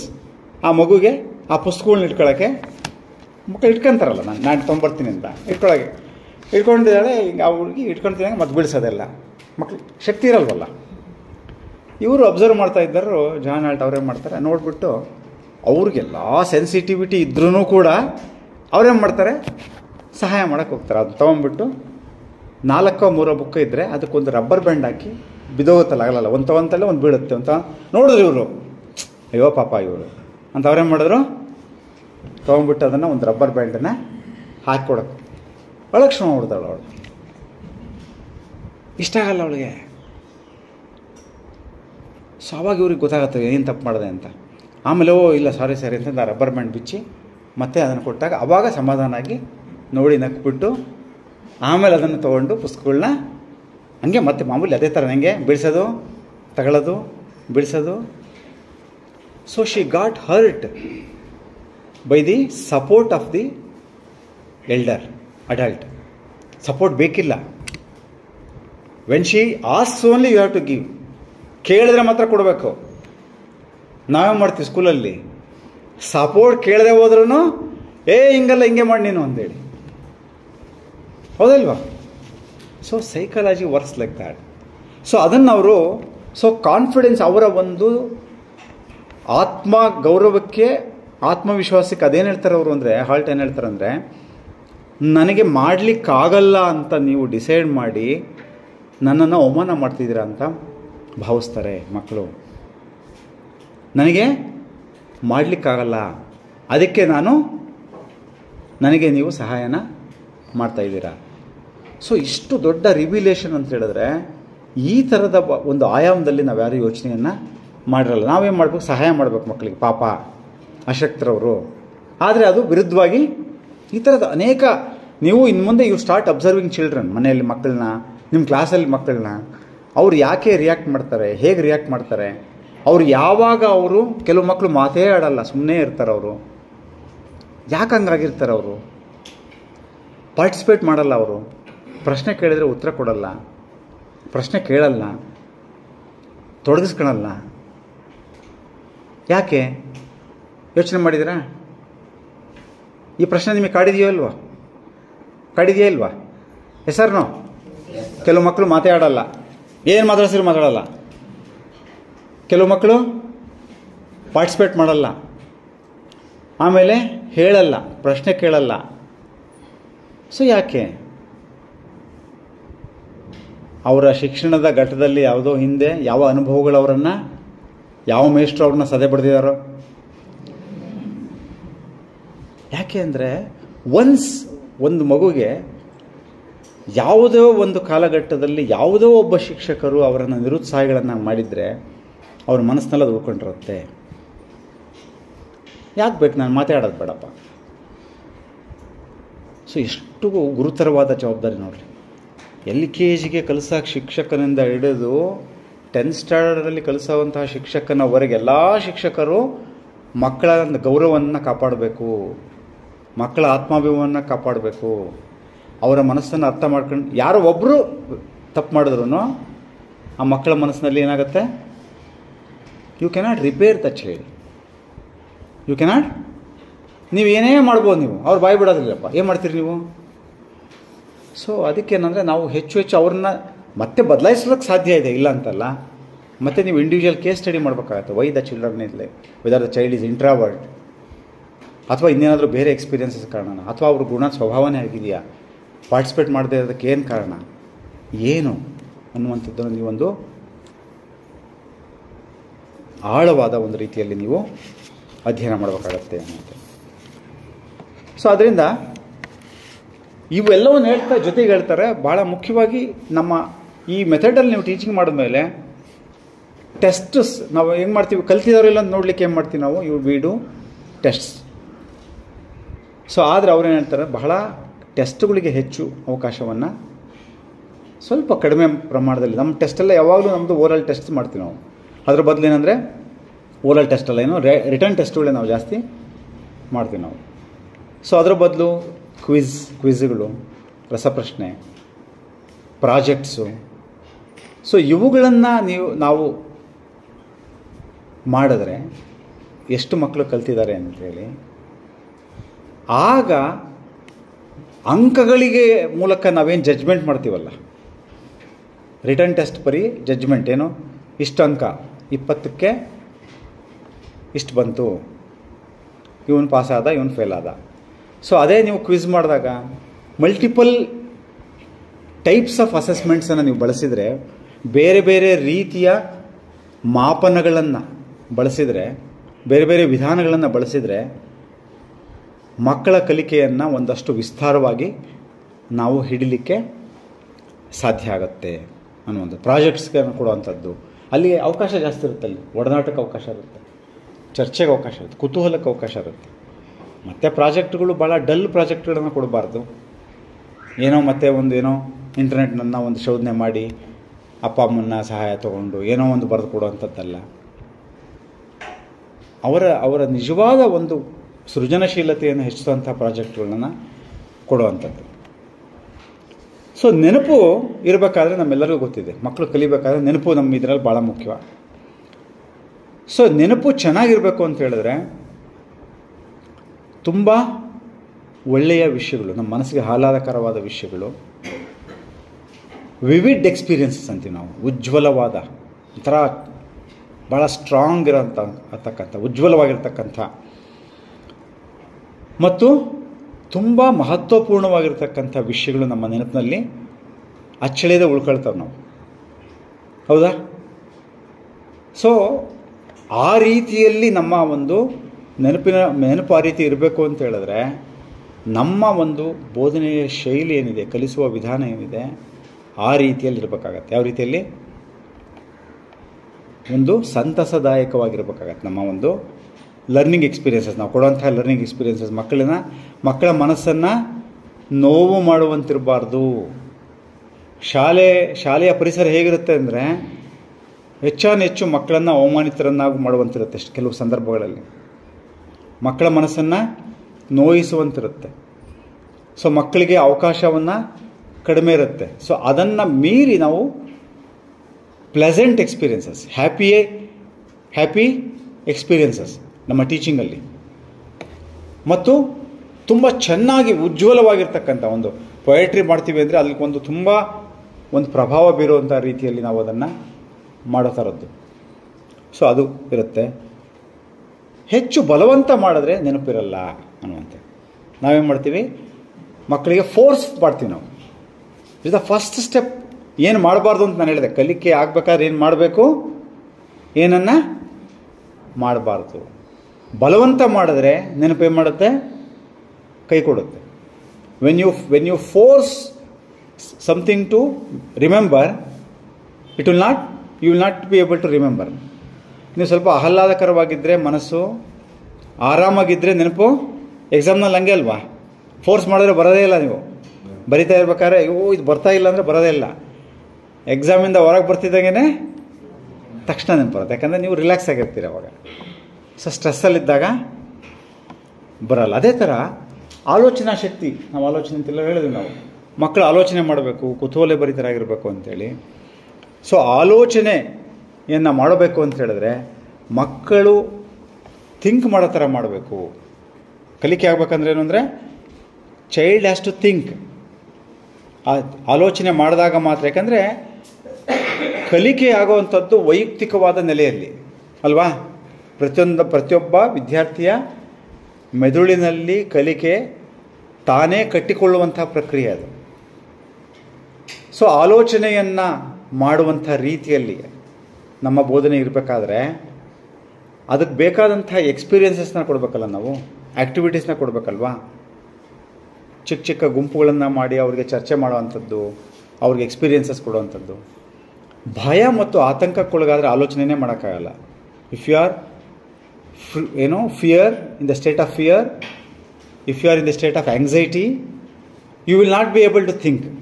ನೀವು ಆಲೋಚನೆ ಮಾಡೋಕ್ಕಾಗಲ್ಲ. ಅದೇ ಥರ ಮಕ್ಕಳು ಸಹ ಅಷ್ಟೇ. ಆದ್ದರಿಂದ ನಮ್ಮ ಬೋಧನಾ ವಿಧಾನ ಹೇಗಿರಬೇಕು ಅನ್ನುವಂಥದ್ದು, ಹೌ ಅವರ್ ಈ ಟೀಚಿಂಗ್ ಮೆಥಡಾಲಜಿ. ಎಷ್ಟು ಗಂಟೆಗೆ ಬ್ರೇಕು ಇದು? 1 ಗಂಟೆಗೆ. ಸೊ ಇದು 2 ಪೀರಿಯಡ್ ಇದೆ. ಇದು ನಾಳೆ ನಿಮ್ಗೆ ಇನ್ನೊಂದು ಸ್ವಲ್ಪ ಇದ್ರ ಬಗ್ಗೆ ಚರ್ಚೆ ಮಾಡಿ ಆಮೇಲೆ ನಿಮ್ಗೊಂದಷ್ಟು ಒಂದು ಆ್ಯಕ್ಟಿವಿಟಿಯನ್ನು ಕೊಟ್ಟು ಮಾಡುವಂಥದ್ದು. So how should be our teaching method ಅನ್ನುವಂಥದ್ದಕ್ಕೆ ಒಂದು 3-4 ಪಾಯಿಂಟನ್ನು ನಾವು ಚರ್ಚೆ ಮಾಡ್ಬೋದು. ಸುಧಾರಣೆಗೆ ಹೆಚ್ಚಿನ ಅವಕಾಶನ ಕೊಡಬೇಕು. Improvement, you have to give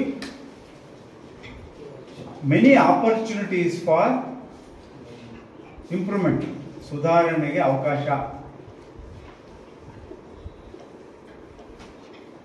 ಬರ್ಕೊಬೇಡಿ, ಸ್ವಲ್ಪ ನೋಡಿರಿ, ಬೇಕಾದ್ರೆ ನೋಟ್ಸ್ ಕೊಡ್ತೀನಿ ನಾನು.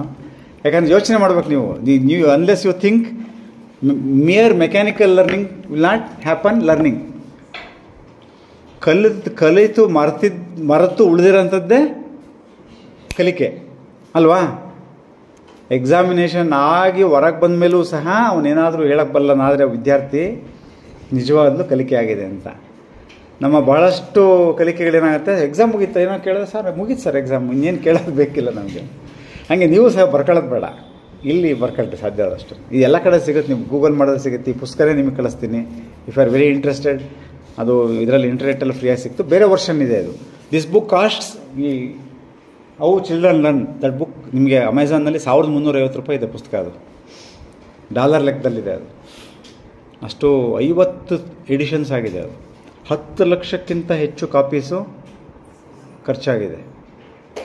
ಸೊ ಯಾಕೆ ಅಷ್ಟು ಇವತ್ತಿಗೂ ಸಹ ಅವ್ರು ಬರೆದು 1961ನಲ್ಲಿ ಫಸ್ಟ್ ಎಡಿಷನ್ನು, ಆಮೇಲೆ 78 79 ಹಲವಾರು 3-4 ಎಡಿಷನ್ಸ್ನ ಅವ್ರ ವೃತ್ತಿಗಳನ್ನ ಬದಲಾವಣೆ ಮಾಡಿ ಸ್ವಲ್ಪ ಎಡಿಟ್ ಮಾಡಿ ಅವರು ಮಾಡಿದ್ದು. So till today and in another many years to come this book is relevant. ಇವತ್ತಿಗೂ ಸಹ ಅದು ಸಮಂಜಸವಾಗಿದೆ. ಯಾಕೆ ಅಂತ ಹೇಳಿದ್ರೆ ನಮ್ಮ ಶಾಲೆಗಳು ನಾವೆಲ್ಲ ಅದಕ್ಕೆ ವಿರುದ್ಧವಾಗಿಯೇ ಹೋಗ್ತಾ ಇದ್ದೀವಿ. ಏನು ಮಾಡ್ತೀವಿ ನಾವು ಇದೆಲ್ಲ ಏನೇನು ಹೇಳ್ತಾರೋ ಕಂಪ್ಲೀಟ್ ಆಪೋಸಿಟ್ ಡೈರೆಕ್ಷನಲ್ಲಿ ನಾವು ಹೊರಟಿದ್ದೀವಿ ನಾವು, ಕಂಪ್ಲೀಟ್ ಆಪೋಸಿಟ್ ಡೈರೆಕ್ಷನಲ್ಲಿ. ಸೊ ಅದಕ್ಕೆ ಅವ್ರು ಹೇಳ್ತಾರೆ ಸ್ಕೂಲ್ ಈಸ್ ಡೇಂಜರಸ್ ಅಂತಾರೆ ಅವರು, ಸ್ಕೂಲ್ ಈಸ್ ಡೇಂಜರಸ್. ಸೊ ಅದಕ್ಕೆ John Holt is proponent of home schooling. ಸ್ಕೂಲ್ಗೆ ಹಾಕ್ಬೇಡ್ರಿ, ಅವ್ರಿಗೆ ಮನೇಲೇ ಮಕ್ಕಳಿಗೆ. ಶಿವರಾಮ್ ಕಾರಂತರು ಮಗನು ಹಂಗೇನದೆ, ಮೊನ್ನೆ ಯಾರೋ ಹೇಳ್ತಾಯಿದ್ರು, ಶಿವರಾಮ್ ಕಾರಂತರು ಮಗು ಅವರು ಸ್ಕೂಲ್ಗೆ ಹೋಗಿ ಬಂದ್ರಂತೆ, ಯಾರೋ ಅವರು ಮಗಳ ಹೆಸರು ನನ್ನ ನೆನಪಿಲ್ಲ, ಮೋಸ್ಟ್ಲಿ ಸರಿಗೆ ನೆನಪಿದ್ರೆ ಹೇಳ್ಬೋದು. ಹಾಂ, ಮಾಳವಿಕಾ ಅವರು ಸ್ಕೂಲಲ್ಲಿ ಏನೋ ಒಂದು ಘಟನೆ ಆಗಿ ಏನೋ ಓದ್ತಾ ಇದ್ರಂತವರು ಕಾರಂತರು.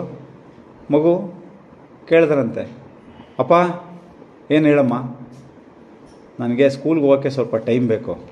ನೆಕ್ಸ್ಟು ಎಷ್ಟು ಟೈಮ್ ಬೇಕಮ್ಮ? 1 ವರ್ಷ 2 ವರ್ಷ? ಹೋಗೋಕ್ಕೆ ಇಷ್ಟ ಇಲ್ಲ ಅಂತ. ಆಯಿತು.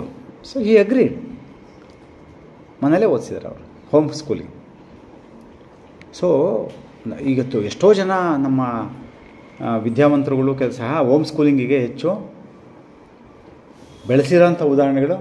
ಮನೆ ಮಾತನಲ್ಲೇ ಕಲಿಸಿದ್ರು. ಹಾಂ, ಮುಂದೆ ಅವರು ಮಾಲವಿಕಾ ಕಪೂರ್ ಅಂತ ಬಹಳ ಫೇಮಸ್ ಸೈಕಾಲಜಿಸ್ಟ್. ಹೌದು, ಅವ್ರ ಪುಸ್ತಕನೂ ಇದೆ ಅವ್ರದ್ದು. ಮೊನ್ನೆ ರೀಸೆಂಟ್ ಅವರು ಫಾರಿನಲ್ಲೆಲ್ಲ ಇರಬೇಕು, ಅವರು ಬೆಂಗಳೂರಿಗೆ ಬಂದಾಗ ಅವರು ಮಾಳವಿಕಾ ಅವರು ಹೇಳಿದ್ರ ಮೇಲೆ ಒಂದು ಆರ್ಟಿಕಲ್ ಸಹ ನಾನು ಬರ್ತಿದ್ದೆ.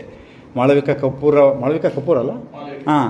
ಸೊ ಅವರು ಒಂದು ಪ್ರೆಸ್ ಮೀಟು ಮಾಡಿ ಅಥವಾ ಬೆಂಗಳೂರಲ್ಲಿ ಇದು ಮಾಡಿ ತುಂಬ ಸೈಕಾಲಜಿಸ್ಟ್ ಆಗಿದ್ದಾರೆ, ಅವರು ಒಂದು ದೊಡ್ಡ ಒಂದು ಮನೋವಿಜ್ಞಾನಿ ಆಗಿದ್ದಾರೆ. ಸೊ ಹೇಗೆ ನಮ್ಮ ಉಲ್ಲಾಸ್ ಕಾರಂತ್ ಅವರು ಹುಲಿ ಇದ್ರ ಮೇಲೆ ಇದು ಮಾಡಿದ್ರಲ್ಲ, ಉಲ್ಲಾಸ್ ಕಾರಂತ್ ಮಗ. ಸೊ ಸರ್ ಹಂಗಂದ್ರೆ ಏನು ಸರ್, ನಮ್ಮ ಸ್ಕೂಲೆಲ್ಲ ಮುಚ್ಚಿಬಿಡೋಣ ಸರ್ ಅಂತ ನೀವು ಗಾಬರಿ ಆಗಬೇಡ್ರಿ. ಯಾಕೆ ಇದನ್ನು ಹೇಳ್ತೀನಿ ಅಂದರೆ, ಯಾಕೆ ರೆಲೆವೆಂಟು ಅಂದರೆ, ನಮ್ಮ ಶಾಲೆಗಳನ್ನು ನಾವು ಪ್ರಸ್ತುತ ಮಾಡದೆ ಹೋದರೆ, ನಮ್ಮ ಶಾಲೆಗಳನ್ನು ನಾವು ಈ ವಿಚಾರಗಳನ್ನ ತಿಳ್ಕೊಂಡು ಮಕ್ಕಳಿಗೆ ಅನುಕೂಲಕರವಾದ ರೀತಿಯಲ್ಲಿ ಮಕ್ಕಳು ಹೇಗೆ ಕಲಿತಾರೋ ಆ ರೀತಿಯಲ್ಲಿ ನಮ್ಮ ಬೋಧನೆಯನ್ನು, ನಮ್ಮ ಶಾಲೆಗಳನ್ನು ನಾವು ಸರಿಪಡಿಸ್ಕೊಳ್ಳದೆ ಹೋದರೆ, ಈ ಪುಸ್ತಕದ ಬಗ್ಗೆ ಬರೆದಿರತಕ್ಕಂಥ ಅನೇಕರು ಬರಹಗಳನ್ನ ಬರೆದಿದ್ದಾರೆ, ಟಾಕ್ಸ್ ಮಾಡಿದ್ದಾರೆ. ಅದರಲ್ಲಿ ಬರೆದಿರೋಂಥವ್ರು ಒಬ್ರು ಯಾರೋ ಹೇಳ್ತಾರೆ, ಅದರಲ್ಲಿ ನಾವೆಲ್ಲ ಹೆಚ್ಚು ಸ್ಟ್ಯಾಂಡರ್ಡೈಸ್ಡ್ ಸ್ಕೂಲ್ಸ್ನ ಮಾಡ್ತಾಯಿದ್ದೀವಿ. ಸ್ಟ್ಯಾಂಡರ್ಡೈಸ್ಡ್ ಅಂದರೆ ನಮ್ಮಲ್ಲೆಲ್ಲ ಹಿಂಗಿರಬೇಕು, ಈ ಟೈಮಿಗೆ ಬರಬೇಕು, ಈ ಟೈಮಿಗೆ ಹೋಗಬೇಕು, ನಾನು ಮಾತಾಡ್ತೀನಿ ಟೀಚರು, ಈ ಥರ ಸ್ಟ್ಯಾಂಡರ್ಡೈಸ್ಡ್. ಇದು ಒಂದು ಪೀಕಿಗೆ ಹೋಗ್ಬಿಟ್ಟು ಒಂದು ಟಿಪ್ಪಿಂಗ್ ಪಾಯಿಂಟ್ ಅಂತ ಒಂದು ಮಾತು ಹೇಳ್ತಾರೆ. ಟಿಪ್ಪಿಂಗ್ ಪಾಯಿಂಟ್ ಮೇಲಕ್ಕೆ ಹೋಗಿ ಒಂದು ಕಡೆಗೆ ಅದ್ರ ಮೇಲೆ ಇನ್ನಾಗಲ್ಲ ಅಂದಾಗ ಆಮೇಲೆ ಬದಲಾವಣೆಗಳಾಗ್ತವೆ ಅನ್ನೋವಂಥ ಮಾತನ್ನ ಅವ್ರು ಹೇಳ್ತಾರೆ. ಅಂದರೆ ಎಷ್ಟು not only in India, world wide ಸ್ಕೂಲ್ಸ್ನಲ್ಲಿ ಈ ಒಂದು ಸ್ಕೂಲಿಂಗ್ ಪ್ರೋಸೆಸ್ಸಲ್ಲಿ, ಶಾಲೆಯ ಪ್ರಕ್ರಿಯೆಯಲ್ಲಿ ಈ ಒಂದು ಅಪಾಯಗಳನ್ನು ಎಲ್ಲರೂ ಎದುರಿಸ್ತಾ ಇದ್ದಾರೆ. ಆದರೆ ಅದಕ್ಕೆ ಪರಿಹಾರಗಳನ್ನು ನಾವು ಇನ್ನೂ ಕಂಡುಕೊಂಡಿಲ್ಲ. ಸೊ ಕಂಡುಕೊಳ್ಳೋದು ಯಾರ ಕೈಯಲ್ಲಿದೆ? ಎಷ್ಟೋ ಜನ ಟೀಚರ್ಸ್ ಸ್ವಲ್ಪ ಬದಲಾವಣೆಗಳನ್ನು ಅವ್ರು ಮಾಡ್ಕೊಂಡಿದ್ದಾರೆ. ನಿಮ್ಮಲ್ಲೂ ಕೆಲವರು ಬಹಳ. ನಾಳೆ ಅದ್ರ ಬಗ್ಗೆ ನಾವು ಕೇಳೋಣ. ನಾಳೆ ಒಂದು 10-15 ನಿಮಿಷ ನಾನು ಮಾತಾಡಿ ಒಂದು ಹಾಫ್ ಆನ್ ಅವರ್ ಇನ್ನು ಹೆಚ್ಚು ನಿಮಗೇನೆ ಕೊಟ್ಟು, ನೀವು ಯಾವ್ಯಾವ ರೀತಿಯಲ್ಲಿ ಇದರ ಬಗ್ಗೆ ನಾನು ಹೇಳೋಂಥ ವಿಷಯಗಳಲ್ಲಿ ನೀವು ನಿಮ್ಮಲ್ಲಿರ್ತಕ್ಕಂಥವ್ರು ಯಾರು ಮಾಡಿದ್ದೀರ ಅನ್ನೋದ್ರ ಬಗ್ಗೆ ನಾವು I am interested to know. So ಅದರಿಂದ ಬೇರೆಯವ್ರಿಗೂ ಸಹ ಒಂದಷ್ಟು ವಿಚಾರಗಳು ಸಿಕ್ಕತ್ತೆ. ಇದೊಂದು 2-3 ಪಾಯಿಂಟ್ ಹೇಳ್ಬಿಟ್ಟು ಮುಗಿಸ್ತೀನಿ ನಾನು. ಬೋಧನಾ ವಿಧಾನ ಹೇಗಿರ್ಬೋದು, ಸುಧಾರಣೆಗೆ ಅವಕಾಶ ಕೊಡಬೇಕು. ಸೊ ನಾವು ಹೆಚ್ಚು ಅವಕಾಶಗಳನ್ನು ಕೊಡಲ್ಲ. ನಾವೇನು ಮಾಡಿಬಿಡ್ತೀವಿ, ಬ್ರ್ಯಾಂಡ್ ಮಾಡಿಬಿಡ್ತೀವಿ ನಾವು. ಇವನು ಓದಲ್ಲ, ದಡ್ಡ ಇವನು. ಕ್ಲಾಸ್ ರೂಮ್ಗೆ ಹೋಗಿ ನಾವೇನೋ ಅಬ್ಸರ್ವ್ ಮಾಡೋಕ್ಕೆ ಹೋದರೆ ಸ್ಕೂಲ್ಗೆ, ಆ ಹುಡುಗನ್ನ ಸ್ವಲ್ಪ ಬಾಯಿಲಿ ಹೇಳಿ, ಸರ್ ಅವನಿಗೆ ಬರಲ್ಲ ಸರ್ ಅಂತ ನಾವೇನೇ ಟೀಚರ್ಸೇ ಹೇಳ್ಬಿಡ್ತೀವಿ. ಇಲ್ಲ ಅವ್ನ ಫ್ರೆಂಡ್ ಹೇಳ್ಬಿಡ್ತಾನೆ, ಸರ್ ಅವನಿಗೆ ಬರಲ್ಲ ಸರ್ ಅವನಿಗೆ ಅಂತ ಅವನೇ ಹೇಳ್ಬಿಡ್ತಾನೆ. ಸೊ ಈ ಬ್ರ್ಯಾಂಡ್ಗೆ ಅವಕಾಶ ಸುಧಾರಣೆಗೆ ಅವಕಾಶನ ನಾವು ಕೊಡಬೇಕು. ಅವರದೇ ಆದ ವಿಧಾನದಲ್ಲಿ ಕಲಿಯೋಕ್ಕೆ ಅವಕಾಶ ಕೊಡಬೇಕು. ಎರಡನೇದು, ಮಕ್ಕಳಿಗೆ ಅವರದೇ ಆದ ವಿಧಾನ ಇರುತ್ತೆ, ಅವ್ರದ್ದೇ ಆದ ಒಂದು ಸ್ಪೀಡ್ ಇರುತ್ತೆ. ಕಲಿಯೋ ಒಂದು ವಿಧಾನನೂ ಬೇರೆ ಇರುತ್ತೆ. ಬರ್ಕೊಬೇಡ್ರಿ, ಕೇಳಿಸ್ಕೊಳ್ರಿ. ಯಾಕಂದರೆ ನೀವು ಬರ್ಕೊಂಡಷ್ಟು ನಿಮ್ದು ಎಲ್ಲೋ ಹೊರಟೋಗ್ಬಿಡುತ್ತೆ. ಅವನದೇ ಆದ ಒಂದು ಸ್ಪೀಡ್ ಇರುತ್ತೆ. ಒಬ್ಬರು ಸ್ಲೋ ಕಲಿತಾರೆ, ಒಬ್ಬರು ಫಾಸ್ಟ್ ಕಲಿತಾರೆ, ಒಬ್ಬರು ಮೀಡಿಯಮ್ ಆಗಿರ್ತಾರೆ. ಸ್ಟೈಲ್ ಬೇರೆ ಬೇರೆ ಇರುತ್ತೆ ಕಲಿಯೋ ವಿಧಾನ. ಸೊ ಅದಕ್ಕೆ ನಾವು ಅವಕಾಶನ ಕೊಡಬೇಕು. ಅದು ಕಂಡ್ಕೋಬೇಕು ನಾವು. ಅವನ ವಿಧಾನ ಏನು, ಈ ಹುಡುಗನ ವಿಧಾನ ಏನು, ಆ ಹುಡುಗನ ವಿಧಾನ ಏನು, ಆ ಹುಡುಗಿ ವಿಧಾನ ಏನು. ಸೊ ನಾನು ಅವ್ರಿಗೆ ಕಲಿಸ್ಬೇಕು. ಸೊ 50 ಸ್ಟೂಡೆಂಟ್ಸ್ ಇದ್ದಾರೆ, ಕಲಿಸೋಕ್ಕಾಗಲ್ಲ ಅಂದರೆ ಅದನ್ನು ಹೇಗೆ ನನ್ನ ತರಗತಿಯನ್ನು ಹೊಂದಾಣಿಕೆ ಮಾಡ್ಕೋಬೇಕು, ಅದ್ರ ಬಗ್ಗೆ ನಾಳೆ ನಾವು ಚರ್ಚೆಯನ್ನು ಮಾಡೋಣ. ನೆಕ್ಸ್ಟು ಒತ್ತಡಗಳನ್ನು ಹೇರದೇ ಇರೋವಂಥದ್ದು. ಸೊ ನಾವು ಒತ್ತಡಗಳನ್ನು ಹೇರದೆ ಹೋದರೆ ಹೆಚ್ಚು ಕಲಿಕೆ. ನಾವೇನಂದರೆ ನಾವೇನು ಮಾಡ್ತೀವಿ, ಈಗ ಆಗೋಗ್ಬಿಡ್ಬೇಕು ಕಲಿಬೇಕು ಅಂತೇಳಿ ನಾವು ಹೊಡ್ತೀವಿ. ನಾವು ಒಂದು ಸ್ಟ್ರೆಸ್ಸನ್ನು, ಒಂದು ಎಕ್ಸ್ಪೆಕ್ಟೇಷನ್ ಇಟ್ಕೋಬಾರ್ದು. ಎಕ್ಸ್ಪೆಕ್ಟೇಷನ್ ಪಾಸಿಟಿವ್ ಇರಲಿ. ಇಂಟರ್ನ್ಯಾಷನಲ್ ಸ್ಕೂಲ್ ಅಂತ ಇಲ್ಲಿ ಬಹಳ ಫೇಮಸ್ ಸ್ಕೂಲ್ ಇದೆ sir, English medium. KL international KL ಒಂದು ಪ್ರೋಗ್ರಾಮ್ ಮಾಡಿದ್ವಿ. ಮಕ್ಕಳು ಬಂದು ಗುಳುವಂತ ಅಳ್ತಾ ಇದ್ದಾರೆ ಸರ್ ನನ್ನ ಮುಂದೆ. ಯಾಕಂದ್ರೆ ಸ್ಕೂಲ್ ಟೀಚರ್ಸ್ ಇಂದ ಪ್ರೆಷರ್, ಮನೆ ಕಡೆಯಿಂದ ಪ್ರೆಷರ್ ನೋಡಿ. ರಾತ್ರಿ ನಿದ್ದೆ ಬರ್ತಾ ಇಲ್ಲ ಪಾಪ. ಎಷ್ಟು ಟ್ರೈ ಮಾಡಿದ್ರು ರಾತ್ರಿ ನಿದ್ದೆ ಬರ್ತಾ ಇಲ್ಲ ಪಾಪ. ಎಂಥ ಅಪಾಯಕಾರಿಯಾದ ಒಂದು ಇದು ನೋಡಿ. ಕಂಟಿನ್ಯೂಸ್ ಅಳ್ತಾ ಇದೆ ಅದು ನೋಡಿ. ಅವಾಗ ಹೇಳಿದೆ ಡೋಂಟ್ ಕೇರ್ ಫಾರ್ ದಮ್. ಈಗ ತಮ್ಮ ಅಣ್ಣನ ಕಾಂಪಿಟೇಷನ್ ಮಾಡ್ತಾರೆ ಮನೆಯಲ್ಲಿ, ತಂದೆ ತಾಯಿಗಳು ನೀವು ಅವನಿಗಿಂತ ಕಡಿಮೆ ತಗೋದಿ ಅಂತ ಅಂತಾರೆ. ಟೀಚರ್ ಅಲ್ಲಿ ಹೋದ್ರೆ ಪಿಯರ್ ಪ್ರೆಷರ್ ಇದೆ. ಬಾಬಾ, ಎಷ್ಟು ಅಪಾಯಕಾರಿಯಾಗಿದೆ, ಎಷ್ಟು ನಮಗೆ ದುಃಖ ಆಗುತ್ತೆ ನೋಡ್ರಿ. ಸೊ ಇದು ನಾವುಗಳು ಅದನ್ನು ಒತ್ತಡ ಹಾಕ್ದಲೇ ಹೆಂಗೆ ಕಲಿಸ್ಬೇಕು. ಯಾಕಂದರೆ each child is able to learn. ಕಲಿಯೋದಕ್ಕೆ ಸಾಧ್ಯ ಇದೆ, ಸಾಮರ್ಥ್ಯ ಇದೆ. But it may require some time. Opportunities ಬೇಕು, ಅವ್ರದ್ದೇ ಆದ ವಿಧಾನ ಬೇಕು. ಒತ್ತಡವನ್ನು ಹಾಕಬಾರ್ದು, ನಿರೀಕ್ಷೆಗಳೇ ಇರಬಾರ್ದು. ಹೇಳಿ. ಟೀಚರಿಂದ ನೀವು ಹೇಳ್ಬೇಕು ಅದನ್ನು. ಹಂಗಲ್ಲ ನೋಡಿ, ನಾನು ಹೇಳಿದೆ, ನಾನು ಇರುವುದರಲ್ಲಿ ನಾವೇನು ಮಾಡಬೇಕು ಅಂತ. ಏನಂದರೆ ನಮ್ಮಲ್ಲಿ ನಾವು ಸರ್ ಹಿಂಗಿದೆ ಅಂದರೆ ಸರ್ ಅದು ಹಂಗಿದೆ ಸರ್, ಅದಕ್ಕೆ ಇದು ಹಿಂಗಿದೆ ಸರ್, ಹಂಗಲ್ಲ. ನಮಗೊಂದು ನನ್ನ ಕ್ಲಾಸ್ ರೂಮಲ್ಲಿ ಇವಾಗ ನೋಡಿರಿ, ನಾನು 1.5 ಗಂಟೆ ನಾನು ನಿಮಗೆ ಕ್ಲಾಸ್ ಮಾಡಿದೆ. ನಾನು ಹೀಗೆ ಕ್ಲಾಸ್ ಮಾಡಬೇಕು ಅಂತ ನನಗೇನು ಇಲ್ಲಿ ಇನ್ಸ್ಟ್ರಕ್ಷನ್ ಏನು ಕೊಟ್ಟಿಲ್ಲ. ನಾನು ಸ್ವಾತಂತ್ರ್ಯ ತಗೊಂಡು ನನ್ನ ಕ್ಲಾಸನ್ನು ನಾನು ಬೇರೆ ಥರ ನಾನು ಮಾಡ್ತಾಯಿದ್ದೀನಿ. ಶಿಕ್ಷಕರಿಗೆ ಆ ಸ್ವಾತಂತ್ರ್ಯ ಇದೆ, ಖಂಡಿತವಾಗ್ಲೂ ಇದೆ. ಅದನ್ನು ಮಾಡ್ಬೋದು. ನೀವು ಇರುವಂಥ ಇದರಲ್ಲಿ ಜೋಡಿಸ್ಕೊಂಡು ನಾನು ಹೆಂಗೆ ಮಾಡಬೇಕು ಮಾಡ್ತಾಯಿದ್ದಾರೆ ಎಷ್ಟೋ ಜನ ಶಿಕ್ಷಕರು.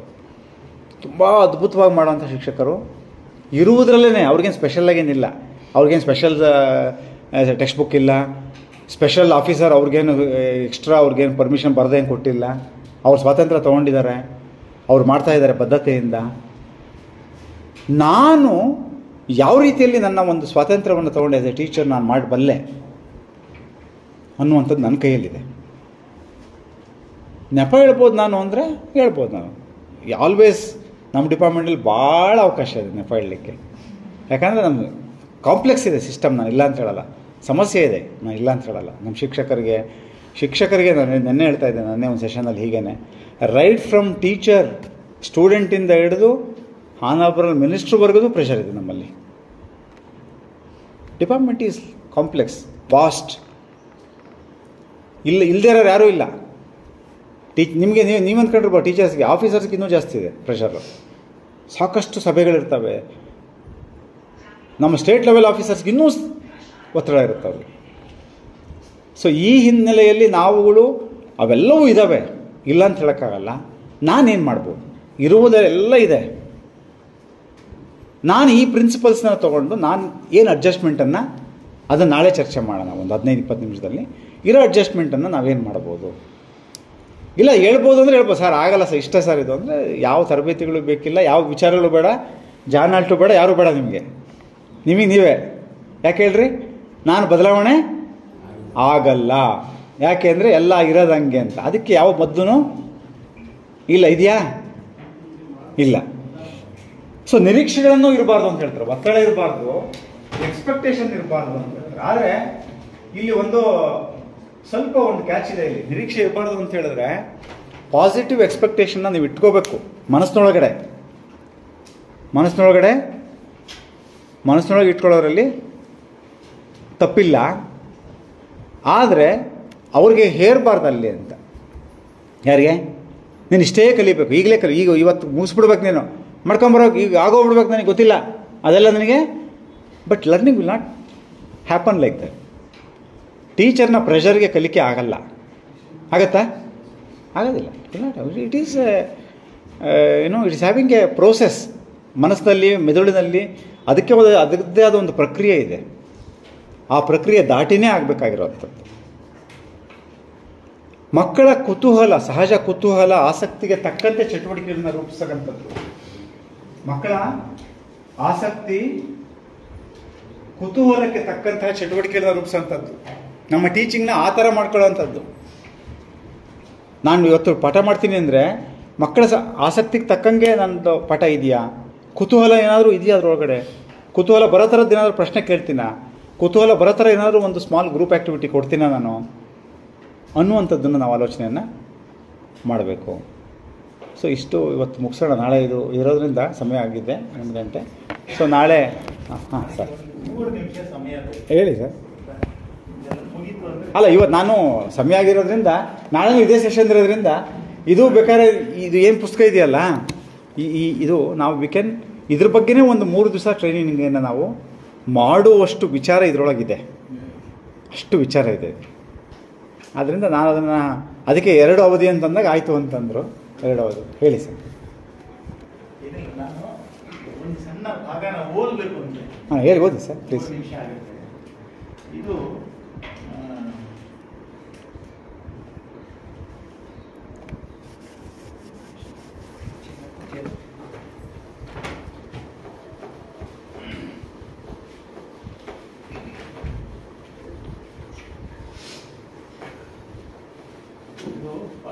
ಪಾಕಿಸ್ತಾನದ ಕರಾಚಿಯಲ್ಲಿ ಒಂದು ಟೀಚರ್ಸ್ ರಿಸೋರ್ಸ್ ಸೆಂಟರ್, ಅಲ್ಲಿ ತರಬೇತಿಯ ಸಂದರ್ಭದಲ್ಲಿ ರೂಪಿಸಿರುವಂತ ಒಂದು ಸಣ್ಣ ಕಥೆ ಇದೆ. ಈ ಕಥೆಯ ಹೆಸರು ಒನ್ ಲಿಟಲ್ ಬಾಯ್ ಅಂತ, ಒಬ್ಬ ಪುಟ್ಟ ಹುಡುಗ ಅಂತ.